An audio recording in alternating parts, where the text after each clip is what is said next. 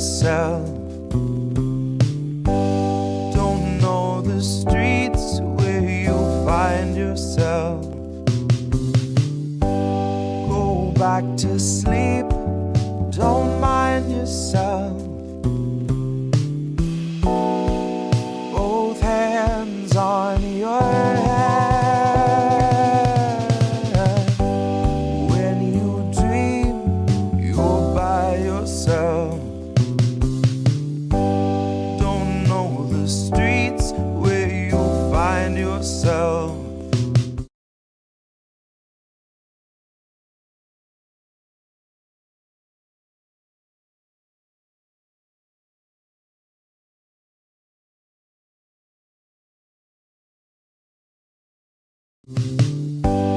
Go back to sleep, don't mind yourself.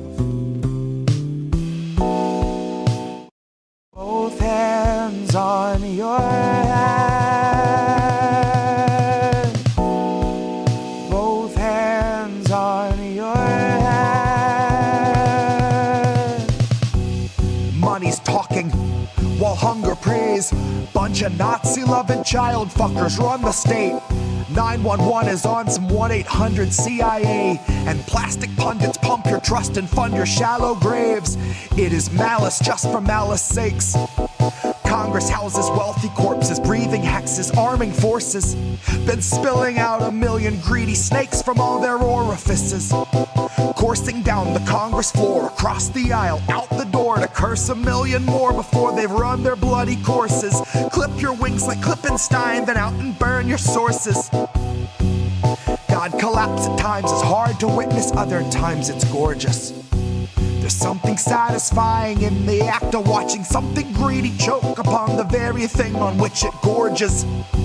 And there is something humbling blooming in the thought that once the dust is settled, mine could be the hand that clears the moss and lights the torches. That mine could be the voice that wakes the very fucking orchids. Mine could be the words that stir the armies in the orchards. Then all the lowliest of roots, I'd be the one to call them forward. Let the very earth be witness first to see the fascists flail and flounder when they learn they're truly cornered. Once they learn the class war is boiled down to looters versus hoarders. Let the earth absorb their meager worth once they've been quartered. Laugh and say I only followed orders. Kinda like the guy who flew the drone that leveled doctors without borders. When all the classic Clinton morals launched a couple wars and off the books 12 more. And so Congress opened up the store and moved 250,000 mortars. And bombed allegiance out of those who wouldn't kneel before us. And now the stage is set and we're the starving chorus. Who hunger not for justice but those leaders that ignored us. Who hunger not for justice but those leaders that ignored us. Go back to sleep, don't mind yourself. Let what you've seen rewind itself. And when you dream, you bind yourself. Both hands on your head. Both hands on your head.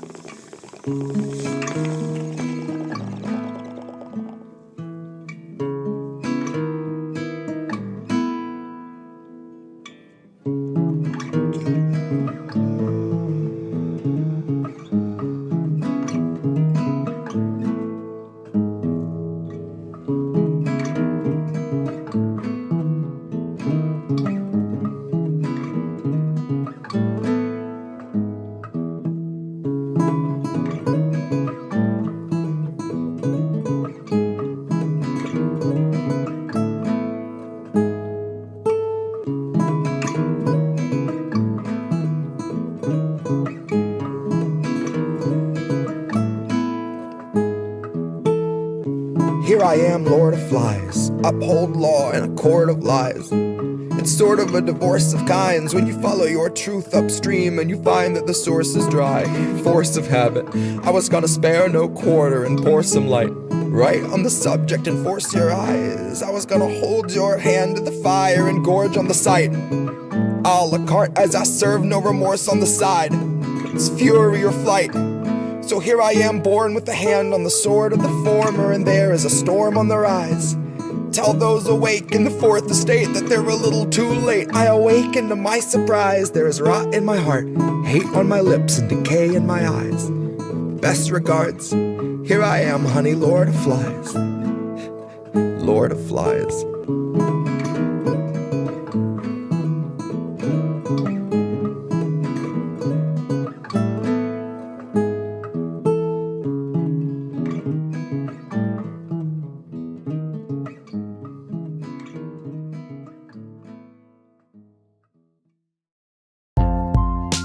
Who are these people? Who are these people? Who are these people? Who are these people? Who are these people? Who are these people? Who are these people? I watched a man decide to stand up for us, and I watched them take him away. So I had to break down your respect for the process, but the process won't be saved. Hi, I'm Nancy, and I love ice cream, I enjoy it. but not as much as watching people forced out of their homes. I like it better than anything else. Watching people forced out in the streets to live alone, and knowing that I own every homeless set of bones. I don't know why, but it seems to agree with me. I have a lot of energy. It's all more support from my hideous and ill-gotten throne, the weight of which is too much for you to bear alone, which is why you ended up threadbare alone, kicked off your benefits and left to your own. The diner that you worked at was told it could open its doors, but there's no clientele, and it's probably just as well, because half of the staff didn't last, so they can't come to work anymore. You can't expect a corpse to pull itself through the door to flip omelets for $8 an hour anymore. Make your own food, clean your own floors, fake your own news, fill a whole morgue. Get a film crew out front, but don't let them in the doors. Let's keep it frontline heroes, America's soldiers, you know the score. Joe knows the score. I watched a man decide to stand up for us, and I watched them take him away. So I had to break down your respect for the process, but the process won't be saved. Who are these people? Stop saying the election is so goddamn important and start telling Joe he needs to rein in his supporters. Oh, that's right. Joe can't even rein in his tongue behind his resin molars. Pardon me for asking for some faculties from someone who is vying to control us. The man is not quite yet speechless, but you can bet he's soulless. And if you think he can stop the greatest threat that's ever held a public office, you might be Joe's equal in the ignorance department.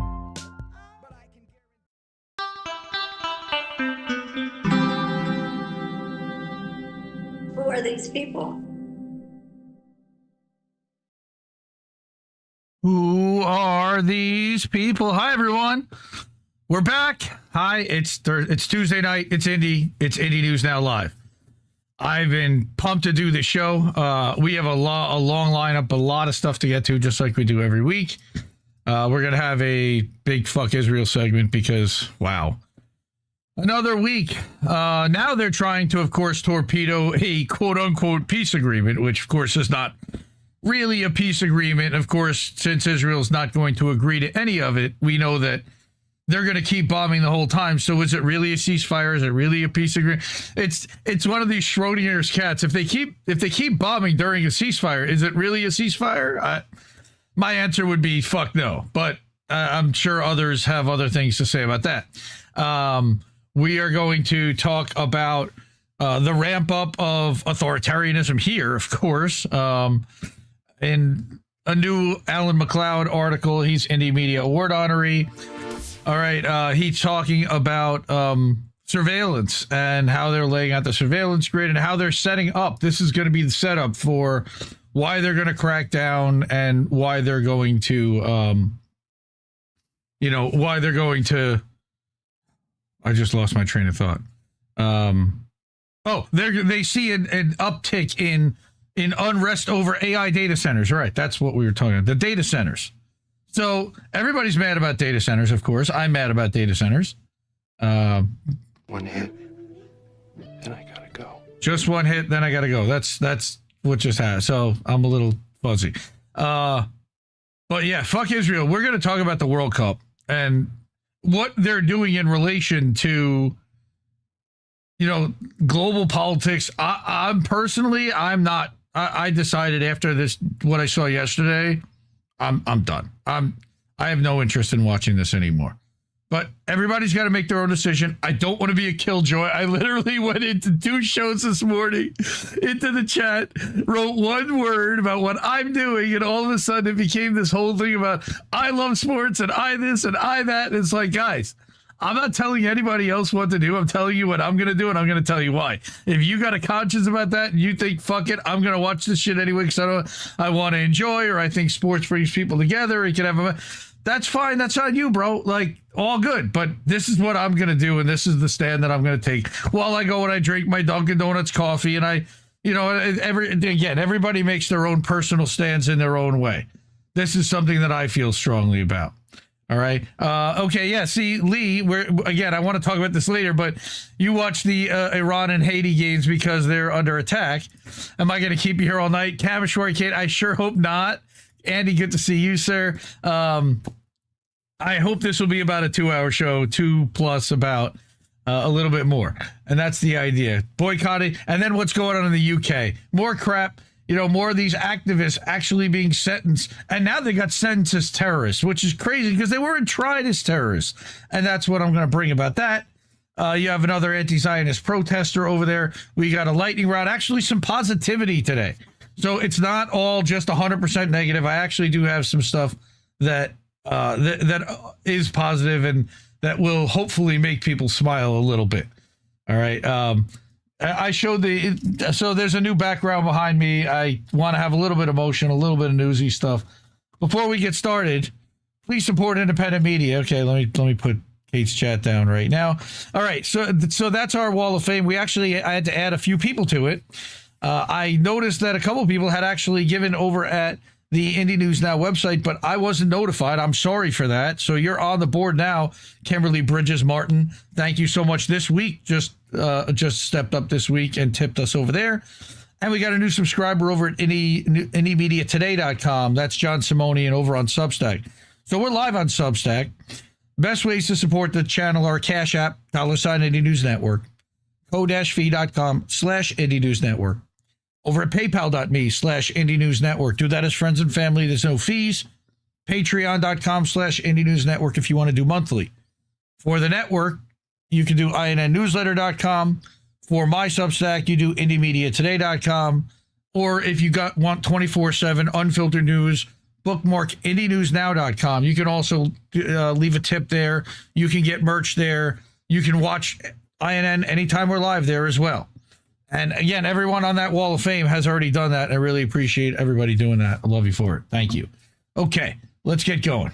Let's start here with the data centers. Rookie move. Okay, I'm still showing my bookmarks, so let's hide those and make it even cleaner. And then we're going to zoom in a little bit, and now we're going to go back. Now, the data centers, like I said. Okay. So what's happening here? Well, people don't like what's happening with data centers, and I think we can understand why. Yes, we don't like data centers. So, again, what's going on is people are protesting data centers, and we're seeing that happening. So now we see now from DHS documents, the government is bracing for nationwide AI riots, planning to crack down on dissent. Okay, but really? So they're already setting up that there are going to be anti-AI riots, not just protests, but riots. Now, Jason Bassler, to my fellow violent anti-tech extremist friends, over 1,000 pages of leaked documents confirm that federal agencies are bracing for a massive wave of anti-AI protests and domestic unrest in the coming years. Well, let's not disappoint them. Okay. Of course, that the fact that the photo paper, actually, I think that was made in Canva with a template. Personally, I'm not sure, but I can see why dissent in Bloom might have taken offense. Crackdown on what? Oh, dissent, right? You might have taken that personally. Sorry. Okay, so what's going on here? Here's an Alan McLeod article. I love Alan McLeod. Mint Press News, Indie Media Award honorees, best of the best of the best. Okay. DHS documents, government bracing for nationwide AI riots, preparing to crack down on dissent. Not dissent in Bloom, but on everybody dissenting in this case. Hopefully not dissent in Bloom. I will openly say that right now. Anna Mayers, welcome to the Pregnant Anna Mayers. How are you? How are you doing? Hope you're doing well. Hope you're feeling well. All right. New documents from government agencies such as the FBI and Department of Homeland Security show that Washington is preparing for widespread anti-AI riots as the technology destroys communities and industries across the country. Can't imagine why there might be riots. Ironically, the Trump administration is already using invasive AI technology to identify and suppress what it calls anti-AI extremists. In the process, sweeping the entire nation into its massive surveillance dragnet. More than 1,000 pages of leaked documents reviewed by Wired magazine, and there's the link to it right there. I will link this in the description afterwards, show that government agencies are anticipating a huge wave of domestic unrest in the coming years as artificial intelligence, quote unquote, upends American society. Automation-related job losses could shatter entire industries, no likely will, while the building of gigantic data centers will remove water and electricity from public use, ramping up the price of what little remains. As one report from New York Intelligence and Counterterrorism Bureau notes, quote, the chaotic atmosphere that may result from the emergent AI technology in the next 5 years may fuel large-scale protests that devolve into civil unrest and anti-tech violent extremist activity, especially in large urban areas such as New York City, where they're not planning on building any data centers to my knowledge. But sure, I mean, that's where the headquarters of some of these companies are, but not really. Okay.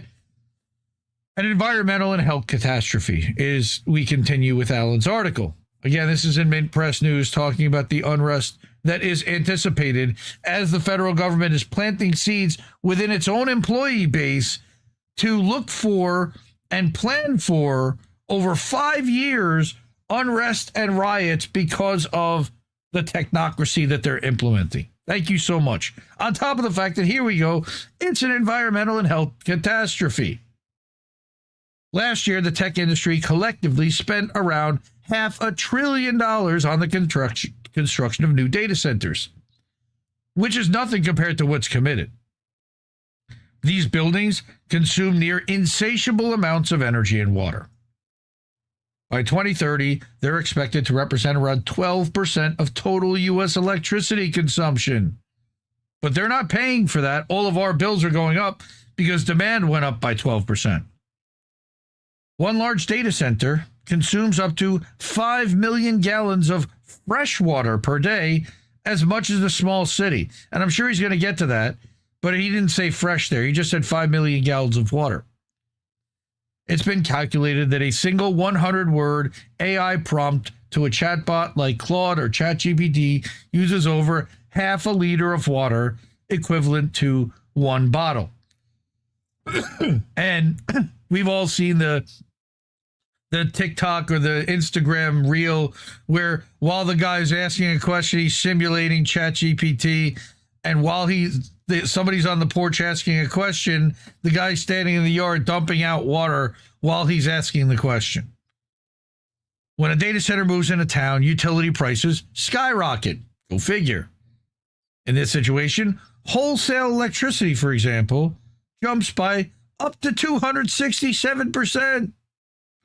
Ordinary Americans cannot compete with the likes of Amazon or Microsoft and can be priced out of the even most basic necessities of life, causing widespread resentment. Can't imagine why.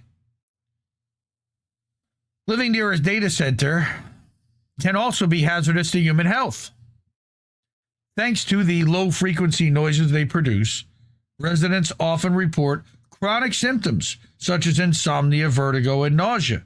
You know, even Himbo, our friend, has been reporting recently that he's been having headaches and insomnia and having these weird neural stuff going on. So, I mean, I don't know how close he lives to a data center. Worse still, to meet their enormous energy demands, data centers often rely on gas or diesel generators, which emit high levels of nitrogen oxides, fine particulate matter, and so-called forever chemicals into the air. It's awesome. That's further complicating the situation. We know about forever chemicals thanks to our friend Aaron Brockovich. AI will also have a profound effect on employment. Goldman Sachs predicts that over the next decade, 300 million jobs could be lost to AI-based automation. Sam Altman, the CEO of ChatGPT's parent company, OpenAI, has suggested that whole industries may be replaced by his product. How convenient. Quote, entire classes of jobs will go away and never come back. Right, he said that in 2019. Now, not many have, but there are, mid-level, six-figure consultants that have had their positions eliminated because a lot of what they do in assembling and calculating exactly how one solution would be the right fit for an organization, coming up with a multitude of solutions. Claude or one of these companies can create a full deck and 3 options in, 15 seconds, 45 seconds. There's no time at all, versus it would take manpower and weeks of meetings and priorities and everything else just to figure out what to present to them. Now it's like, okay, now I've already got my stuff. We're going to now some of it's hallucination. These companies don't care. None of them care. They just want to get done at speed. More work, more things happening, more. They're greedy as fuck. Even if it's not accurate, it's unreal. I don't understand it. So, facing growing public anger, last month, of course, Altman walked these statements back, assuring the public there would be no jobs apocalypse. Sure, just let me keep doing my thing, getting government bailouts, then I'll go public, have the biggest IPO in history, and turn it all into a massive profit. Even though the company will not be profitable, ever. Can never be. Like SpaceX. And we'll talk about the SpaceX thing. I'll go into that in a little bit. But if these predictions are anything close to correct, it will cause massive economic disruption across America and send towns and entire cities dependent on certain types of work into potentially permanent depressions. The latest news that D.C. is preparing to treat this unrest as akin to terrorism should be of great concern to all Americans. Now, remember that Alan is Scottish. So he's watching this from across the pond going, guys, this is what I'm seeing. For those of you who don't know, I had a conversation with Alan back in January. You can watch that over at INNnewsletter.com ad-free, or over at the INN YouTube channel that you're watching, or Rumble, or a bunch of these channels. So he's now getting into the dark side of AI.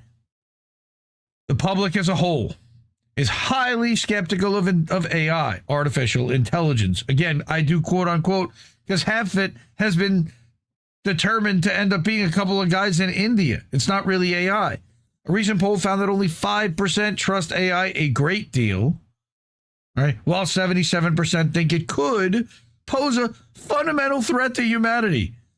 Anything that even could pose a fundamental threat to humanity that we don't know about yet, we probably shouldn't do. But let's see what Alan says. The U.S. national security state, however, has fully committed to AI. Womp womp. And it's using it to mass surveil the public to identify those not sufficiently supportive of the new technology. In March, FBI Director Cash App PayPal confirmed that the Bureau is buying Americans' personal online user data from brokers in order to track the public. Yay. Now he'll know when we made our Amazon purchases and when people bought new knives, because he needs to know that. The DHS has spent millions purchasing AI software that detects the sentiment and emotions of Americans' online posts and is using it to identify activists and other potential threats. So my yelling "fuck Israel" all the time is probably not a good idea. Still going to do it. Fuck Israel. It has also sent subpoenas to Google, Facebook, Instagram, Reddit, Discord, and other large social media apps, demanding they share the personal information and identities of anonymous users who've criticized the actions of dear leader Trump administration, which is exactly what Whitney Webb had predicted about 5 years ago, was that the wealthy are coming for anonymity. They hate being yelled at by anonymous randos that have the protection of not being publicly identified by their own name and shamed and attached to the words that they use. Hate speech. Okay, whatever. Okay. Government officials, again, confirmed to the New York Times, the biggest propagandists in the world, that platforms have often complied with their requests. Well, of course they have, because otherwise they get threatened to be shut down. AI giant Anthropic publicly pulled out of a deal with the U.S. Department of War to develop AI systems in classified environments, stating that they feared the technology would immediately be used to carry out mass domestic surveillance in the United States. That was already happening, guy, but thanks. Quote, "We cannot in good conscience accede to their request," said their white knight CEO. But of course, he's not such a good dude either. All right. Company was immediately labeled a national security supply chain risk by the Trump admin, and the contract was fulfilled by OpenAI. Because OpenAI is desperate for government money because they're losing money hand over fist and are looking for any way to fund themselves. So they were happy to jump in. And remember, this was just one, and he put this out, classified environments. That doesn't mean that Anthropic isn't developing systems in other environments, at least not until they were deemed a supply chain risk. Then they were ordered to be ripped out of every single government entity by the end of June. And then I think that was pulled back. OpenAI co-founder Greg Brockman, all right, that's Sam Altman's partner, is one of Trump's most generous donors. Go figure. Having channeled $25 million into the president's super PAC, MAGA Inc. Now, imagine that somebody close to the president knew that Anthropic had a line in the sand that they wouldn't go past, but OpenAI certainly was willing to do that. Do you think they might be willing or able to tell the Trump administration where to push on that pressure point in order to get what they wanted? I don't know. I'm just speculating. Maybe. Just maybe. All right. Now, Brockman also has poured $50 million into Leading the Future, a bipartisan, you mean uniparty, super PAC aimed at promoting pro-AI legislation in Washington, D.C. meaning buying off senators and representatives to look the other way because none of them have any idea what the fuck they're talking about, and defeating and silencing lawmakers who wish to curb the influence and power of the new industry, funding smear campaigns through shadow LLCs and super PACs that disappear 5 days later. Check out Robbie Yeager's reporting over at Politify, Jaeger, Yeager.substack.com, and follow at Robleto Fire over on Twitter. It remains to be seen what extent AI will actually become a revolutionary technology, but what is clear is that the U.S. government is preparing for major economic and social disruption in its wake.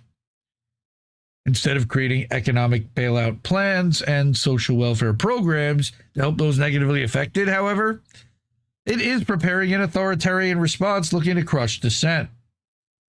Ask my friend Keith McHenry about how this works, because he's been an activist for 30 years. I've talked with him about that. God, it was almost 2 years ago this August already. What makes this future even more ironically dystopian is that to do so, it's using the very AI that's triggering the problem in the first place. Yeah. Circle of life. Right? Oh, man. I think this actually, wait, there's a Misty. We're fucked. Wait, what? I missed that. We're fucked. That's better. Thank you. I missed the beginning of that. All right, let's go back to the beginning here. Hi, everybody. Okay. Old Man Barker's here. I see he's here. What's up? I see Lee. Welcome, Lee. Lee Argent. Yes, Shanda put up the hearts I saw for her earlier. I know you put a curse on him, but I figured that's what had happened. Again, the deporting these IO-Satanist terrorist thieves should be ICE's prime directive. Yeah, but they're being paid by those same thieves, so they're probably not going to do that, and we know that. Macy is a college grad that couldn't even get a job at McDonald's. That's the government's fault. Well, I guess, I don't know. Yeah, here, exactly, Dissent. It feels like the whole Anthropic is so ethical the Trump admin won't use them is a reverse psychology thing. Yes, it's totally a psyop to make Anthropic be more of a white knight company that commercial companies would want to use because, oh, the government doesn't think they're safe because they're so ethical, right? Yeah, no, I'm totally with you on that, 100%. All right, what else here? I saw a couple other people. Yes, you posted a short of Shanda's flowers. Thank you, Macy. Yeah, we'll talk about Shanda a little bit later. Gonna ask everyone to keep going to the shop and to pick up t-shirts. I know Oz ordered a shirt and they sent the wrong size and they were waiting for a back order on the right size, so that's now in and they're going out to everyone. But yeah, man, Alan McLeod's as good as they come. I love seeing his take from across the pond and from outside the United States of what he sees and what I think the rest of the world, quote unquote, sees when they're looking at what we're doing as a country. And I trust his judgment. He's been pretty on most, if not all of the time. Love his reporting. And yeah, shout out to Jason Bassler at the Free Thought Project. He's also doing some work on the flock camera stuff. There was a dude that was knocking out flock cameras, and he wants to start a GoFundMe for the guy who got arrested for knocking out 13 flock cameras. Not 33, but 13. But yeah, so shout out to Jason Bassler, shout out to Al McLeod, and support independent media because that's what we do, and we need you to help us more than ever. The ways to do that are on that board. You can see I actually tallied up everything that everybody's supported throughout the year, and we're actually halfway to goal, which is really exciting because we're about halfway through the year. So we're right on pace. I really appreciate everybody doing that. Over at Cash App, $ Indie News Network, over at paypal.me/Indie News Network. If you type co-fi.com/Indie News Network, it'll actually pop up your note up on screen. And then there's also patreon.com/Indie News Network for monthlies. And then Substack, we've got IndieMediaToday.com. We're live over there now. Hello to everybody watching on Substack. And then INNNewsletter.com is another Substack that I publish or co-publish too with the rest of the network members that all have access.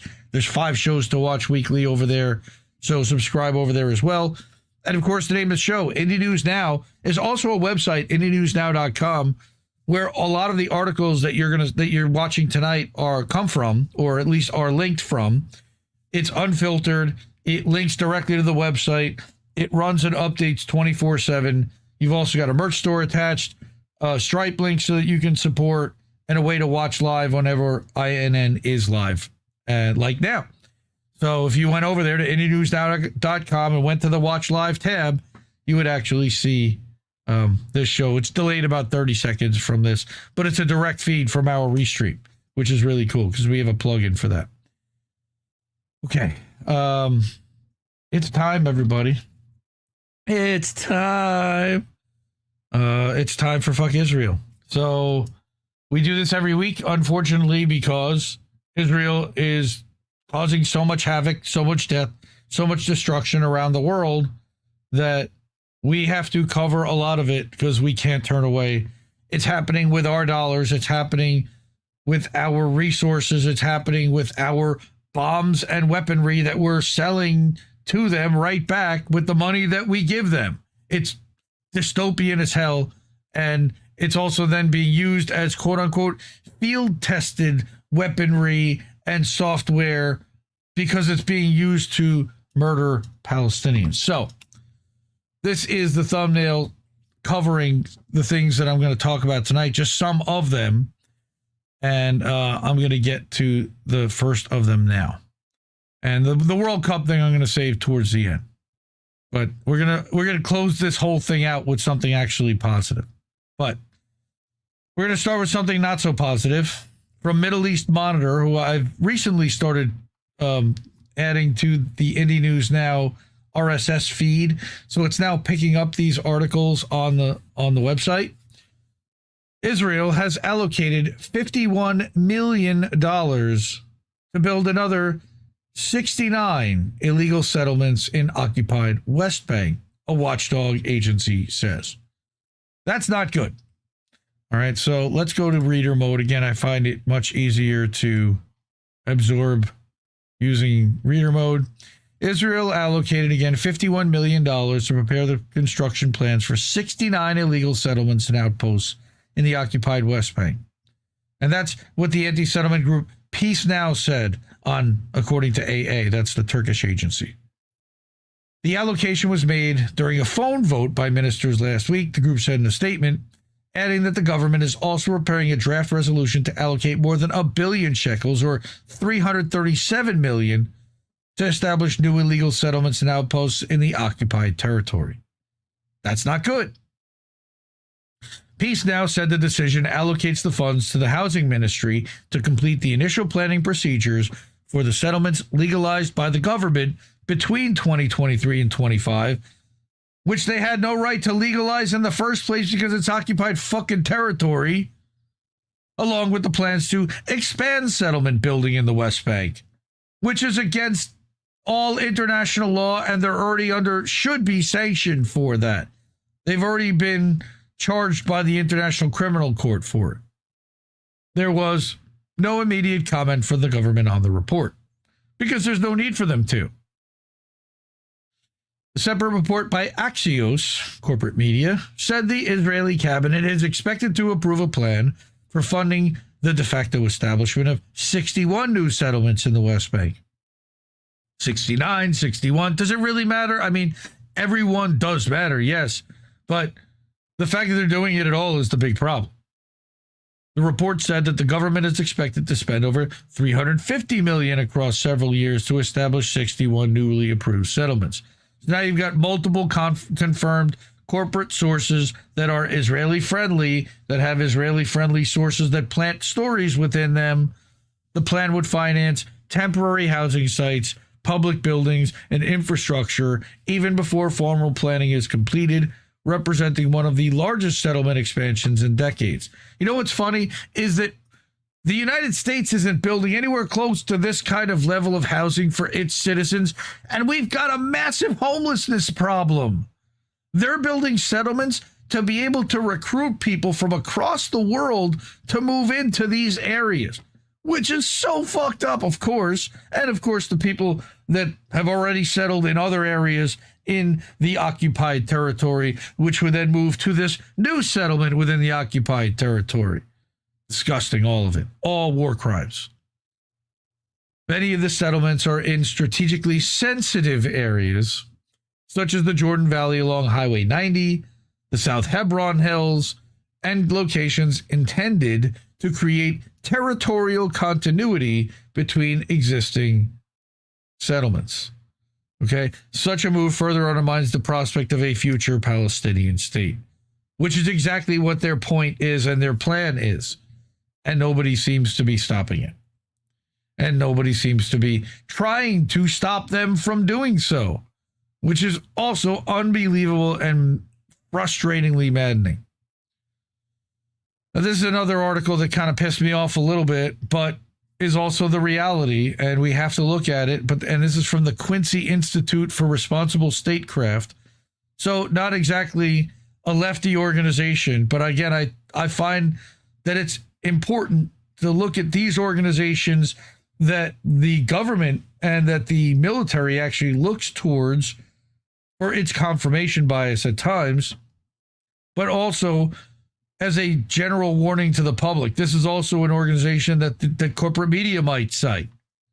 All right, so this is from someone named Omar Shaban Ismail.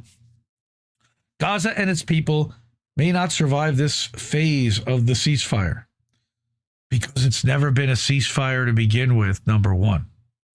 By corralling millions of Palestinians into 30% of the former Strip, Netanyahu, and not just Netanyahu, but all of the Israeli government, is making life there untenable. For hardliners, this is all part of the plan. And it's not even just the Israeli government, it's also Trump and all the people behind him, and it's the entire Zionist movement, Christian Zionist, Arab Zionist. Yes, there are Arab Zionists as well, Mohammed bin Salman, for example. Let me blow this up. So, Israeli Prime Minister war criminal Benjamin Netanyahu announced late last month that he had ordered the Israeli military to seize 70% of the Gaza Strip. Yet another war crime that he so far has not been held accountable for. Under President Donald Trump's 20-point ceasefire plan, to which Israel has held to none of them, Israeli forces were required to withdraw to a zone encompassing roughly 50% of Gaza's territory, also a war crime, demarcated by the so-called yellow line, which they keep moving, ahead of further withdrawals in the future. Instead of retreating, however, the Israeli army has steadily expanded its area control, which now stands at roughly 60% of Gaza, while leveling the areas under its occupation to the ground. And also gaslighting you, denying that they're doing this, while showing you the footage that they're doing it and going, what do you mean? What do you mean? Why did I not get an alert? Somebody just Ko-fi'd. Thank you. So, what does it mean to squeeze more than 2 million people? It's actually about 1.8, sadly, at this point, maybe even dwindling from there, into 30% of the already tiny Gaza Strip? It's a direct and deliberate policy of slow death, one that forces the population. People? There we go. Thank you, Fred. Fuck Israel and Zionists everywhere. Thank you. Appreciate that. Talk about Fred in a few minutes. Okay. It's a direct and deliberate policy of slow death, one that forces the population into an overcrowded and ever-shrinking air prison that lacks even the most basic conditions to sustain life. The plan Israel's implementing in Gaza is not the Trump plan, but a plan to make Gaza permanently uninhabitable, which we've been reporting on for 3 years. Prior to the massacre, not war, but massacre, again, this is responsible statecraft, so I've got to correct it where I have to. The Gaza Strip had an area of about 140 square miles and a population of roughly 2.2 million people, making it already one of the most densely populated territories in the world. If around 2 million people are squeezed into only 30% of the territory, density rises to more than 46,000 people per square mile. If the full pre-massacre population is counted, it approaches 52,000. These basic figures are actually consistent with the World Bank's latest rapid damage and needs assessment and with the wider demographic reality of Gaza before the massacre. For comparison, population density per square mile is about 230 in Morocco, 320 in Egypt, 100 in the United States, 390 in China, 750 in the United Kingdom, about 1,300 in India, which we consider to be heavily densely populated, right? And about 1,000 in Belgium. Even before October 7th, 2023, Gaza's population density already exceeded all of those at 16,000 people per square mile. Actually, they exceeded all of those combined. What's being imposed now is the compression of an entire society into a space that can no longer support life, services, dignity, or social order. This is nothing short of demographic suffocation. The Israeli plan for controlling 70% of the territory, up from 50% in October 2025, that's just 8 months, will turn the remaining 30% into a pressure cooker. That's also their plan.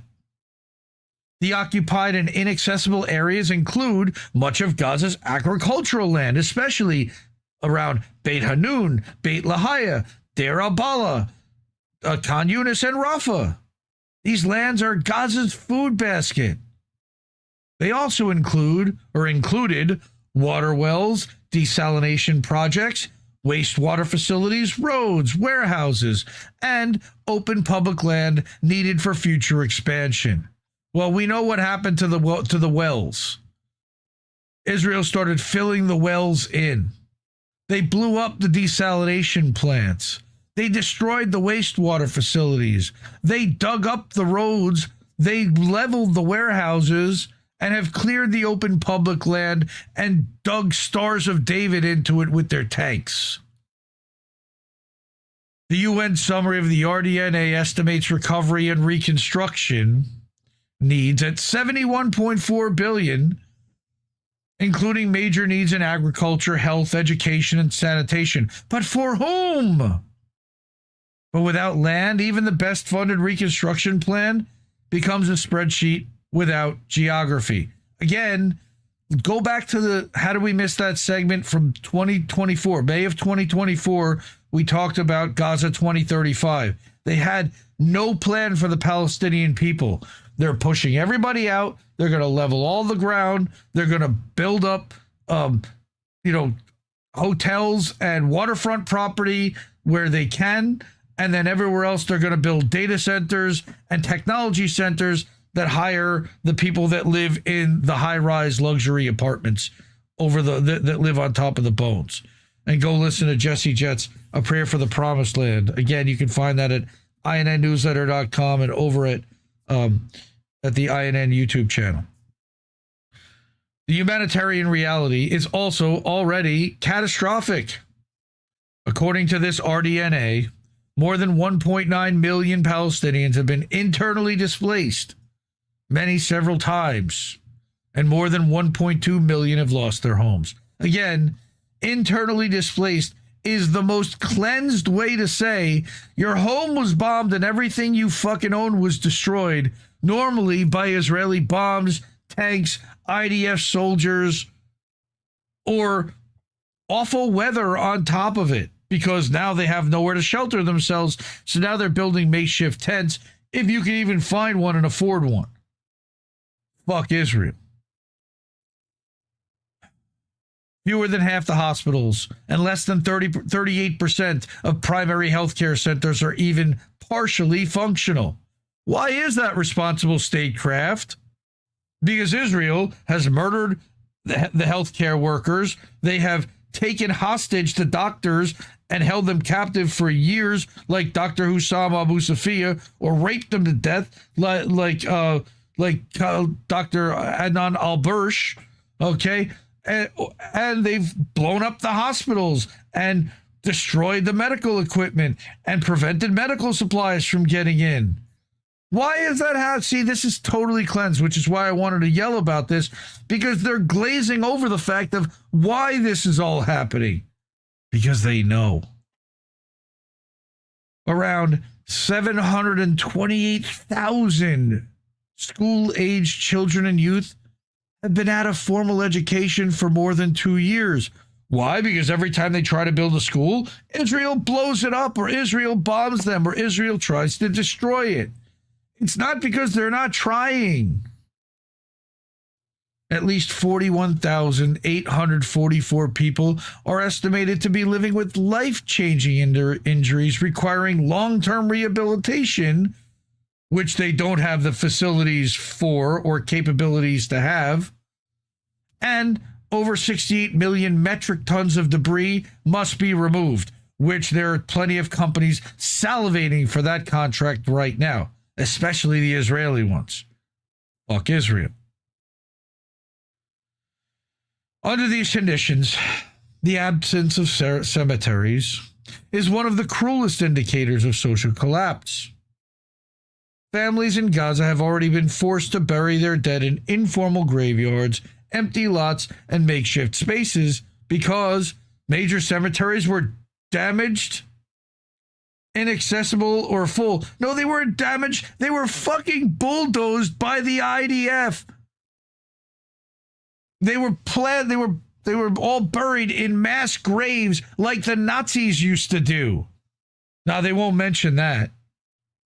A society that cannot find space to bury its dead can't be expected to build schools, clinics, playgrounds, water tanks, greenhouses, factories, or homes. Even death becomes displaced. Listen to how clinical and how shit-libby this is and how condescending all of this is. Like, it's infuriating. This is why the question of land cannot be separated from health, education, and social behavior. Gaza's population grows by roughly 60,000 people each year, which is why Israel keeps bombing to make sure that it doesn't continue to grow. Under normal circumstances, the territory would need dozens of new schools annually, additional hospitals and clinics, more cemeteries, more sports facilities, more wastewater treatment capacity, and more public space. Of course, Israel wasn't ever going to give that to them. Today, Gaza must do all of that while rebuilding hundreds of destroyed or damaged schools and hospitals, tens of thousands of homes, and the economic base that once allowed families to survive without total dependence on aid. It almost sounds like they're trying to mentally justify why, well, we just have to come in and take this anyway because, well, they're never going to be able to do it themselves. That's what it sounds like they're setting up the justification for here. Okay? The loss of schools is not only an educational problem, because schools regulate time, protect children, transmit civic norms, and give adolescents a reason to imagine a future. When schools disappear, the street, the shelter, the armed group, the black market, and the phone screen become alternative institutions. Oh my God, they're turning bad because we're not letting them learn. Well, we have to not let them be anymore. I mean, we're creating criminals. So what do we do about that? I mean, these people, remember, responsible statecraft. This is like neoliberal nonsense that also wants to justify and do mental gymnastics for war.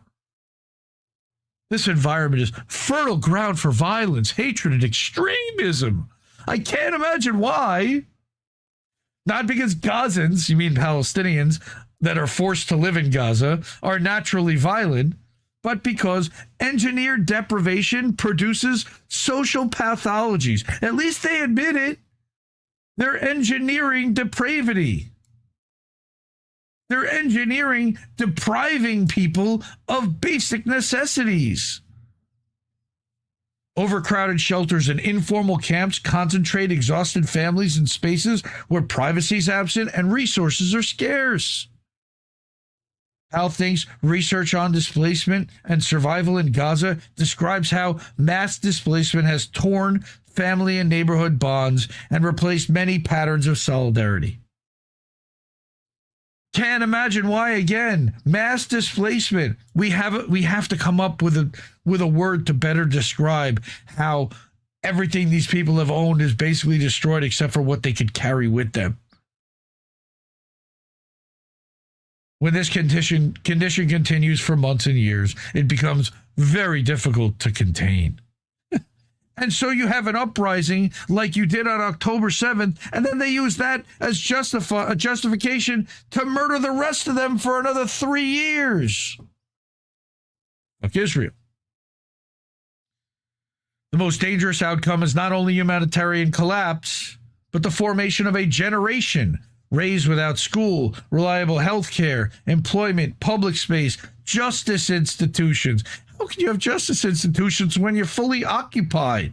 Or a credible political horizon, again, where they won't let you have any politics. Such a generation will not simply wait patiently for reconstruction conferences. Some will withdraw into despair.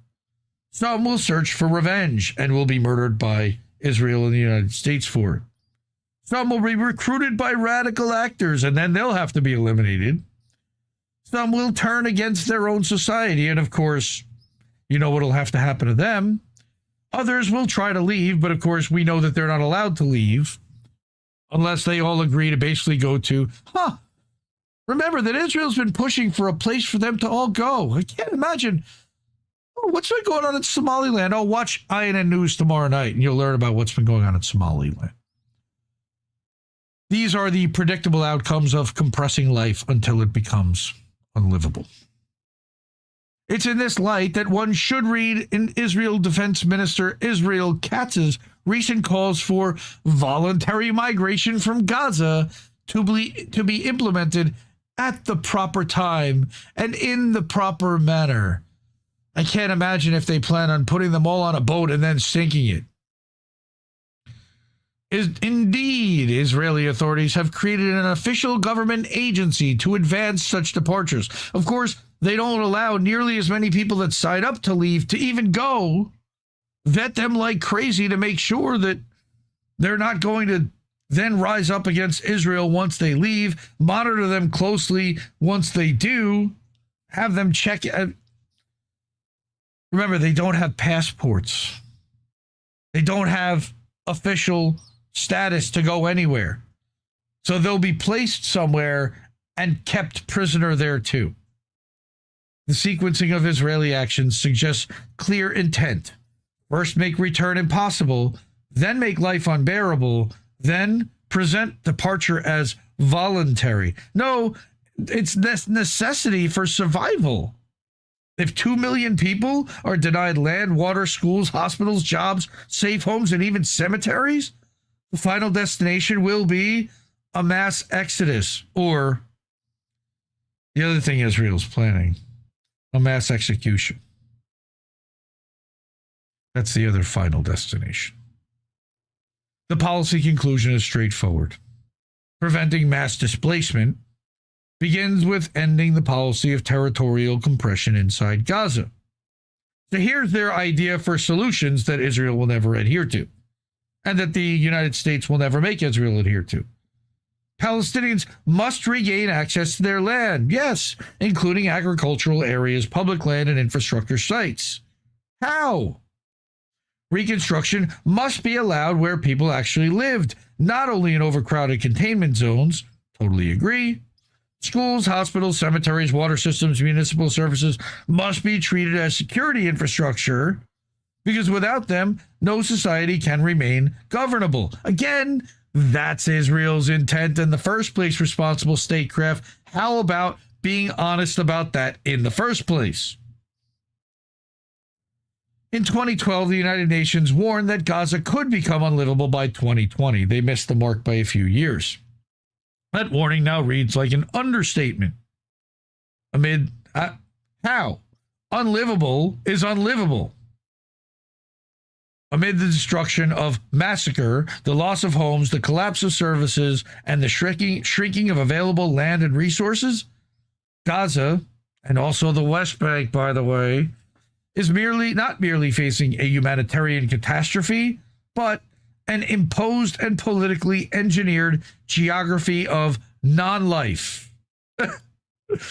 That's a nice way of saying occupation, slaughter, destruction, and terrorism. They're literally terrorizing these people into leaving. The terrorists reside in Tel Aviv and Washington, D.C. The occupation of 70% of the already tiny strip. Also, by the way, they occupy the rest of it. They're just choosing not to go in there right now. Is not merely the occupation of the land. It's a policy aimed at the destruction of all means of life within a confined enclave. If this continues, which it will, the question will not be whether people leave, but how many will be forced to choose the sea. Or else, what, responsible statecraft? Or else what, Omar? This guy holds a master's in entrepreneurial studies from the University of Stirling in Scotland and a second master's in development from Geneva graduate. Born in Gaza in 1962. Again, this is personal to him, but he got out. He exited to Cairo in October of 2023. Interesting. Wonder how he got out amid all of that, because I know they closed those borders for a while. Anyway. Fuck Israel. Okay, let's continue. And I told you there was going to be some bad, and then there'll be some good, but we'll start with, this is a horrible article written in the Cradle. The people buried in Gaza's rubble may never be identified. So I'm going to read these little images here because I know it's hard to see on the screen. There's thousands of Palestinians believed to be buried under Gaza Strip's rubble may never be identified if recovery efforts continue to be delayed, the Red Crescent warned. Since the ceasefire, the fake ceasefire began, Palestinians are trying to clear some of an estimated 61 million tons of debris accumulated in the Strip, as we reported from the last article. Why would it be hard to identify bodies? Well, I can't imagine. Recovery teams largely rely basically on hand tools as Israel prevents entry of equipment. Bodies reduced to bones due to environmental conditions and animal activity, meaning they're eating the bodies because there's no pet food left. Bodies reduced, okay, and then with time, facial features, fingerprints, personal belongings, and DNA reduced chances of successful identification, right? I mean, decay, basic decay. Also, Gaza's hospitals lack the equipment needed for DNA testing. Army bulldozers operating in some areas move and disturb human remains, like we said. Bodies also remain buried longer because increasingly they become increasingly decomposed or even skeletonized. And of course, they don't have the equipment to analyze the skeletons. A cemetery, for example, in Deir al-Balah was established to contain recovered bodies, and they're buried in numbered graves. More than 650 unidentified bodies have already been buried there.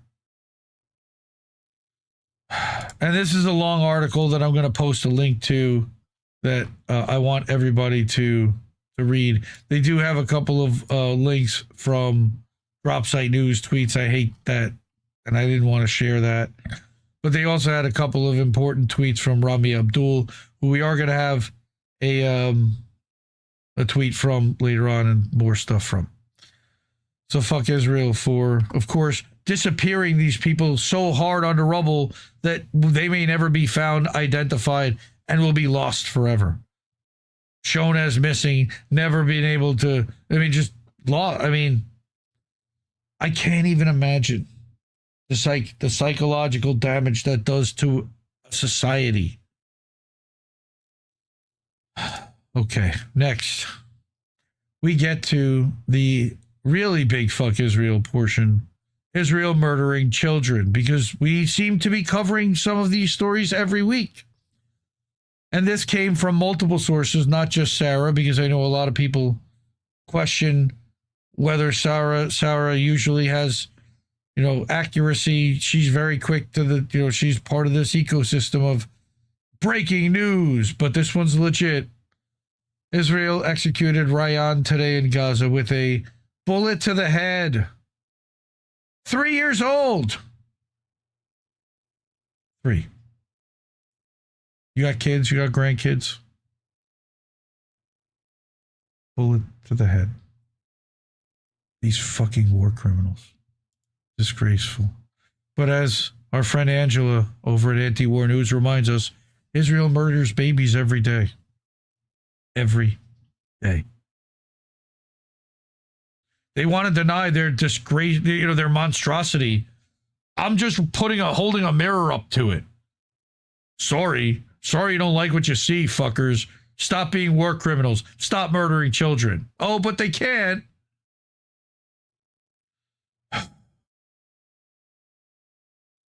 Airstrike in Gaza City kills little boy and his father. The attack came a day after Israeli gunfire killed a 3-year-old boy in Gaza. Again, Israel murders children every day.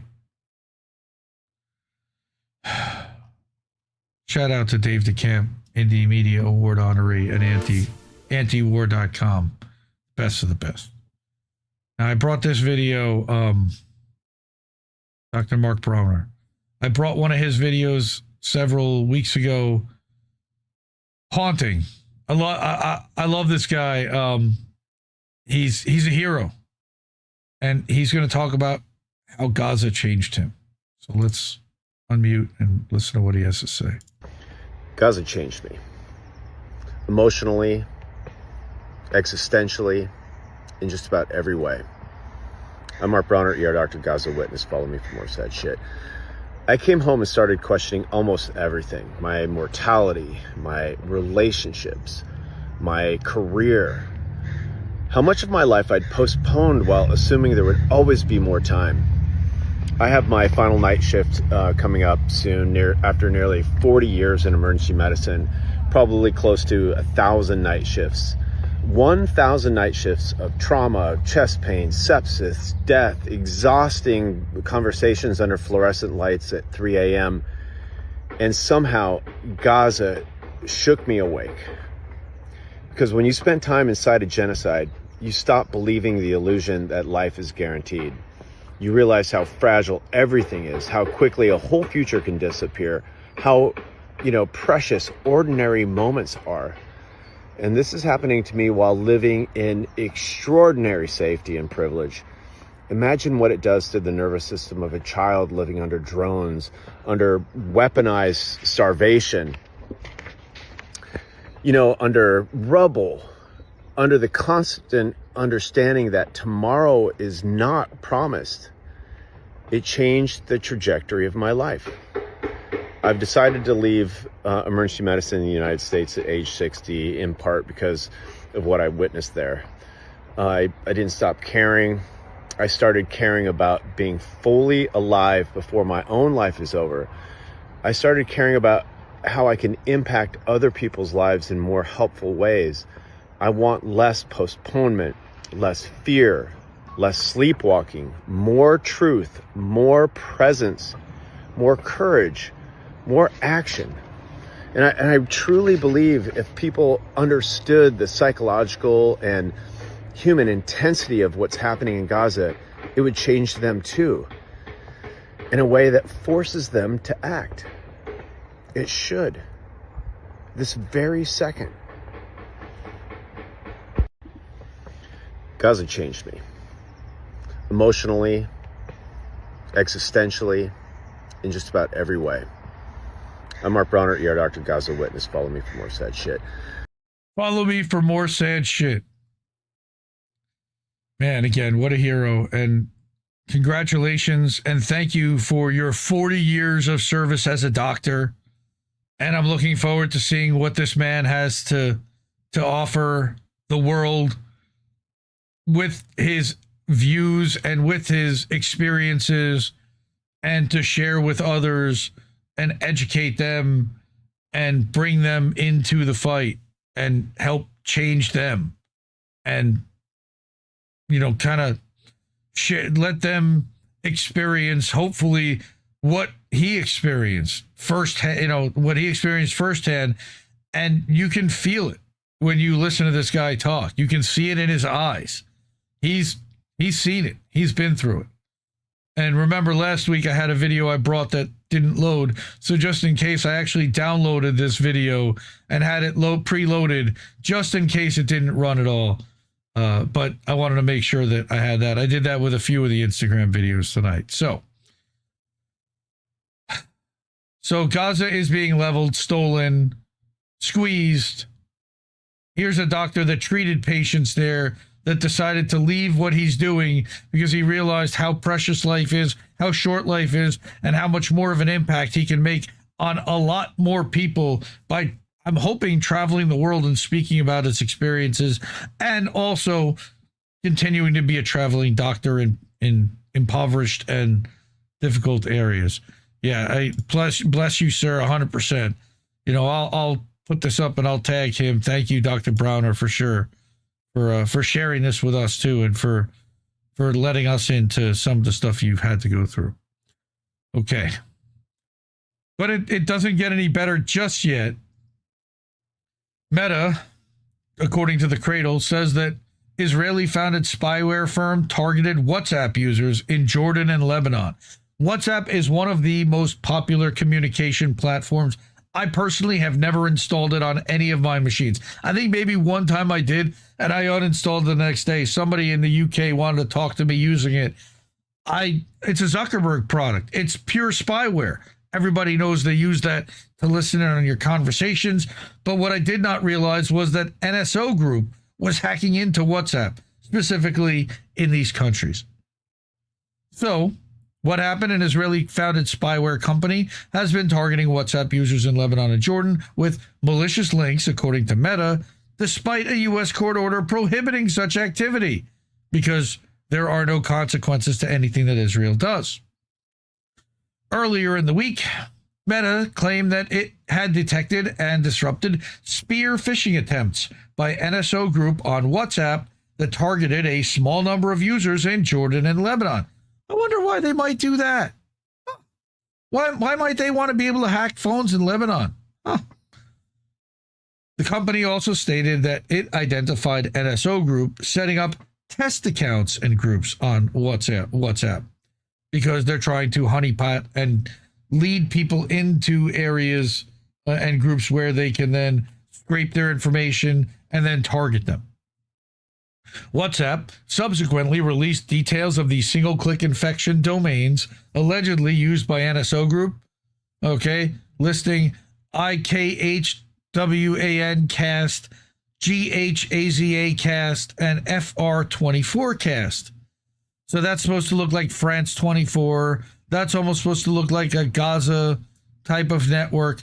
I don't know. IKWAN. I'm not sure what that's supposed to simulate, but John Scott Railton of Citizen Lab questioned whether the latter domain may have been an attempt, like I said, to impersonate the French media outlet France 24.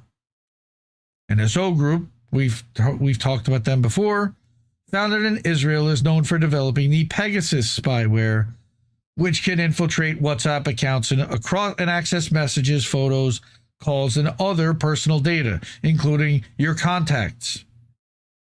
The company has reportedly been under U.S. ownership since last year. Oh, lovely. So now the U.S. owns some U.S. company, which they don't say who, now owns this Israeli Unit 8200 spyware firm. I wonder if it's someone who's connected to the IDF. Maybe Larry Ellison? Again, they don't report who, so I have to allege. I have to speculate. And we can look into that, and I'll report down the road if I figure that out. Okay. This one. Okay. Now. Please stop the video. Please stop the video. Please stop the... What the fuck is going on, Twitter? Okay. Now we get up to our World Cup portion. It's really interesting because I live in an area that's actually hosting the World Cup, and there's a lot of excitement and energy around the World Cup. But there's also a whole other thing happening around the World Cup beyond the games that people either don't want to talk about because they just want to enjoy the games, or they are openly happy about because they give the people that they like an unfair advantage in those games, which is really messed up. Personally, I have decided to boycott and to no longer watch any World Cup games. And I'm going to explain why and lay out some of my rationale in the first, here in the coming minutes. But this gentleman, now Sarah Wilkinson, is an activist in the UK who has literally been charged under Section 12 with supporting terrorism, even though she's done nothing but support the Palestinian people's right to survive and to regain the land that was stolen from them and to live. All right. She is one of the best of us. But of course, in the UK, because down is up and black is white, she is deemed a threat. She's a grandmother at 60 years old. She posts really, really tough stuff from Gaza and from West Bank and from Palestinians every day. And I appreciate her rawness every day because she reminds us all exactly what's happening there. No sugarcoating. So what happened here today is that, or yesterday, she reminded us that a family whose family were killed by the Israelis in Gaza says, sorry to be boring, but while you're watching the World Cup, we're still being killed. So now let's hear what this man has to say. Enjoy watching. Not for us, not for the people of Gaza, for the World Cup. I hope you're happy enjoying the World Cup. Enjoy watching. We've been playing a match for 3 years. We've become boring. We apologize to you and the Arabs. We've become very boring. Many of our people have died. I hope you're enjoying the World Cup. And that you travel to the United States, Canada, and Mexico, but we're boring, but we have God. But God willing, the blood of the martyrs will water the land, is what he's saying. And we will cultivate the land. And I missed that. Now he's going fast. And feed the whole world with dignity. We will feed the whole world with dignity through our martyrs.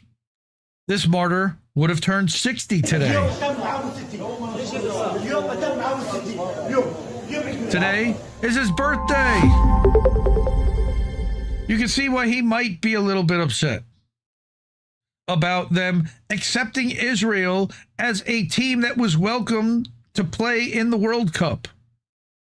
That's the first thing, that Israel is even welcome, and that Russia has still not been welcomed back into the World Cup.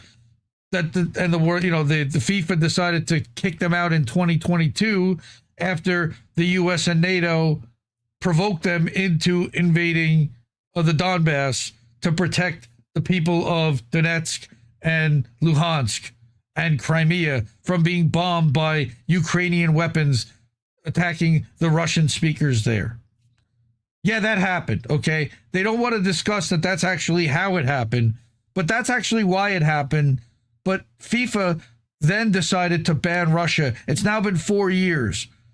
Israel has been committing genocide in the Palestinian people and has murdered, again, here's another statistic, as you watch World Cup matches in packed stadiums. Remember that Israel also welcomed in World Cup competition, turned Gaza's football fields into detention camps, sites of abuse, rape, torture, and field executions. The game continues. So does Gaza's genocide. This is a real picture. This is not AI. Fuck Israel. But yet I continue. Wait, what happened here? Sorry. Here's the thing that drove me over the edge. I saw this the other day on Twitter, and it infuriated me so that I'm like, all right, I'm done. Congratulations, guys. You finally convinced me that I'm no longer interested in watching what you have to offer. FIFA proposing Israel versus Palestine match for opener of Youth Football Festival? The new tournament is set to take place in the United States in September. I wonder if it's going to be on September 11th, and is open to all 211 of FIFA's member associations. So what I said was, I am no longer going to watch or follow the World Cup and encourage everyone else to do the same. Fuck these genocidal lunatics. They shouldn't exist as a country, let alone be invited to play a soccer match against the people they're murdering daily. FIFA is a disgrace. Now, on top of all of that, remember that Israel has killed 566 football players in Gaza. They've killed the national team. They only have a youth team because they only have the youth left. Almost half the number of players at the entire World Cup. That's how many football players, soccer players Israel has murdered. And yet they're welcomed into this tournament? Fuck Israel, fuck FIFA, fuck the World Cup. Look, I understand if you want to watch and you like watching the sport and it's your escape and whatever it is, but this is how I feel about it. And I want to call out and invite others to do the same. Now, this is actually a very positive story that I want to share. The strangest construction in Gaza. This is at scene.palestine. Okay? It's sad, but uplifting and inspiring at the same time. So let's unmute and let's give these people our full attention. Filters in the strangest way. Hi, Scene TV, Mamdouh speaking. Come see it with me. We recycling bomb buildings. We go to the side and we find these steel rods that used to hold up the concrete. Then what? We get tape. Yeah, tape. And start putting these rods together, fixing each one to other. Then we tying them with tie wires as well. Once the full structure is fully ready, we cover it with the plastic tarps. Because of shortage and high costs of plastic tarps in Gaza, we are forced to use the old ones for the outer structure, even they are fully of holes, but we don't have any choice. And then we line it with the new plastic tarps to provide as much as protection from the cold. It's heartbreaking, but this is our reality here. This is happening because Israel doesn't allow any construction materials into Gaza to rebuild homes that they bombed and destroyed. Not even proper shelters are allowed in, and even wood, something that could make life easier and help us to build a simple huts or shelters to live in, is not permitted into Gaza. Why? Because they want to make life impossible, so we leave. But we will not leave, because it's our land, it's our home, it's Palestine. But tell me, you will continue standing with Palestine or not? Will you? I certainly do. These people deserve to live in their land. They should not have their homes stolen from them yet again. And it's heartbreaking, but it's also uplifting how they're coming together, how they're making do and creating with what they actually have in front of them. Again, I found this, while sad, also uplifting at the same time. And look at how they smile. Look at how they still have hope and are fighting even in the face of being kicked out of the land that they know is theirs, that is rightfully theirs. God, fuck Israel. It's so disgraceful that these people have been treated this way. Okay. Yeah, using rebar from bombed out structure. So I also wanted to go back, on the FIFA point, because FIFA has also, the U.S. has also been using ICE to target specific countries and screw with their players. They also didn't allow a referee who was going to make history and be the first referee from his country to ever referee at the World Cup. Like, we should not be allowed by the international community at this point to host this, and Israel should not be allowed to attend at all, and Russia should absolutely be invited, because when you compare what they've been doing in Ukraine with what Israel has been doing in Gaza, how can you still invite Israel but not invite Russia? It's such a hypocrisy. It's such a double standard of nonsense. And then on top of it, to try to force the Palestinian kids to play against the people that are murdering them, that are better funded, that have a clean bed to sleep in. These people will fight to the last minute just to get out and have the opportunity to play, even if they do. It's so sad and so frustrating and so maddening. So thanks everyone for sticking with me through that. Fuck Israel. And support independent media, because we need it more than ever. I don't know too many shows that will go through a whole lineup of all these different horrors that Israel is enacting. I appreciate the ones that do. And I'm going to continue to do these every week until Israel stops doing it, because somebody needs to continue to report on this madness and say that it has to be stopped, because it does. This is insane. Stealing land, murdering people, causing intentional starvation.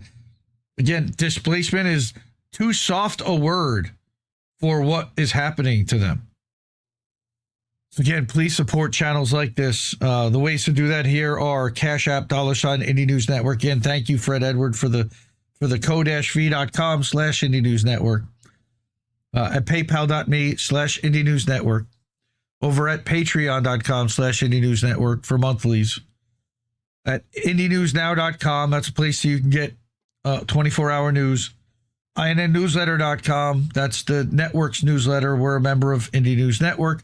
Indie Media Today is my Substack and my newsletter that I publish out segments from this show daily as their own individual clips. I write the occasional article. I post the INN weekly newsletter there. And if I do an appearance on another show, I'll put a link to that, or I'll actually download it and include it there as well.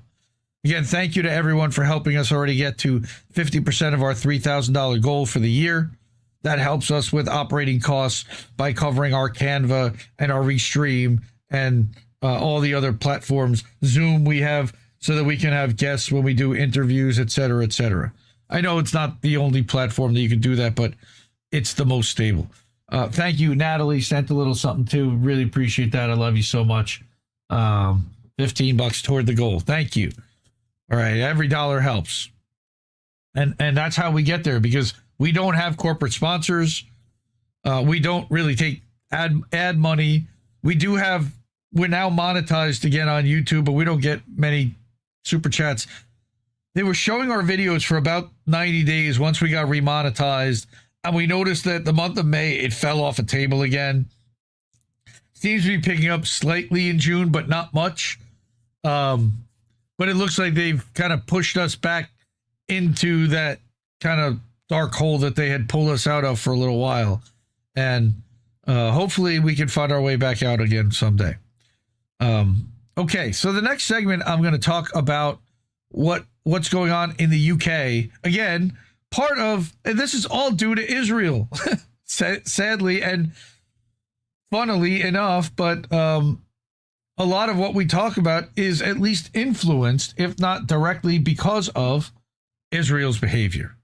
And a lot of what you'll see here today and tonight is because of Israel's behavior. So the first thing we're going to talk about are the Filton 4 now. It was the Filton 6 or the Filton 25.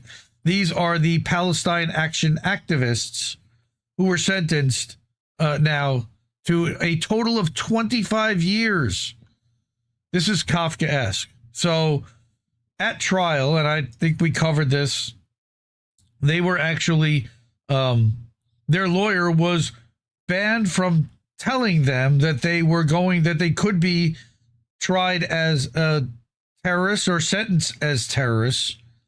They lied to the jury, and then the defendants ended up having to give their own closing statements because their lawyer resigned due to being constrained and not being able to properly defend his clients. So they then defended themselves and in turn had a biased judge that then sentenced them to, and we're going to talk about that in a second, to long sentences. So Declassified UK Indie Media Award honoree has been covering this story. Now, if you remember, Palestine Action has now been proscribed by the government as a terrorist organization, but disbanded. The organization no longer exists. The Palestine Action defendants from 2024 have been sentenced for a combined total of more than 25 years. Charlotte Head, 6 years. Leona Cameo, 6 years. Fatima Zainab, 5 years, 8 months. And Samuel Corner, 8 years, 8 months. Historic First sees protesters sentenced under terrorism provisions for criminal damage against Elbit Systems, the Israeli arms firm. So, what's happening here? Here's the declassified article from John McAvoy, co-founder, and Danya Akkad. Historic First sees protesters given lengthy prison sentences under the terror law for criminal damage, like we said. And that's actually a photo from the dismantling of Elbit equipment, where they accused this person of using a sledgehammer to hit a cop, which all the footage shows did not happen. It was an absolute lie. 4 Palestine Action activists have been sentenced to a combined total of more than 25 years in prison after a judge ruled that they could be treated as terrorists. Okay, so I named them before. They were all convicted of criminal damage last month in relation to a raid against an Israeli arms factory in Bristol, 2024. At their sentencing hearing at Woolwich Crown Court today, by the way, there was a massive protest outside, Judge Johnson agreed to apply a terrorism connection to the case under the Sentencing Act. All right, Head and Cameo got 6 years. Rajwani got 5 years, 8 months. Corner was sentenced to 8 years and 8 months. Gasps could be heard from the gallery as the sentences were delivered. Some family members cried. They pounded the windows of the gallery as the defendants were let out. Hundreds of protesters, like I said, were also gathered outside and could be heard chanting throughout the day from inside the courthouse. During the hearing, defense lawyers accused the prosecution of submitting key evidence at the 59th minute of the 11th hour. That evidence related to how the defendants allegedly smashed 40 military assets, including over a dozen drones, causing over £1.2 million worth of damage. Defense counsel said that submission allowed no time to review the report, and admitting it as evidence would amount to a gross affront to the integrity of the criminal justice system. Did they care? Of course not. Here's what the court heard.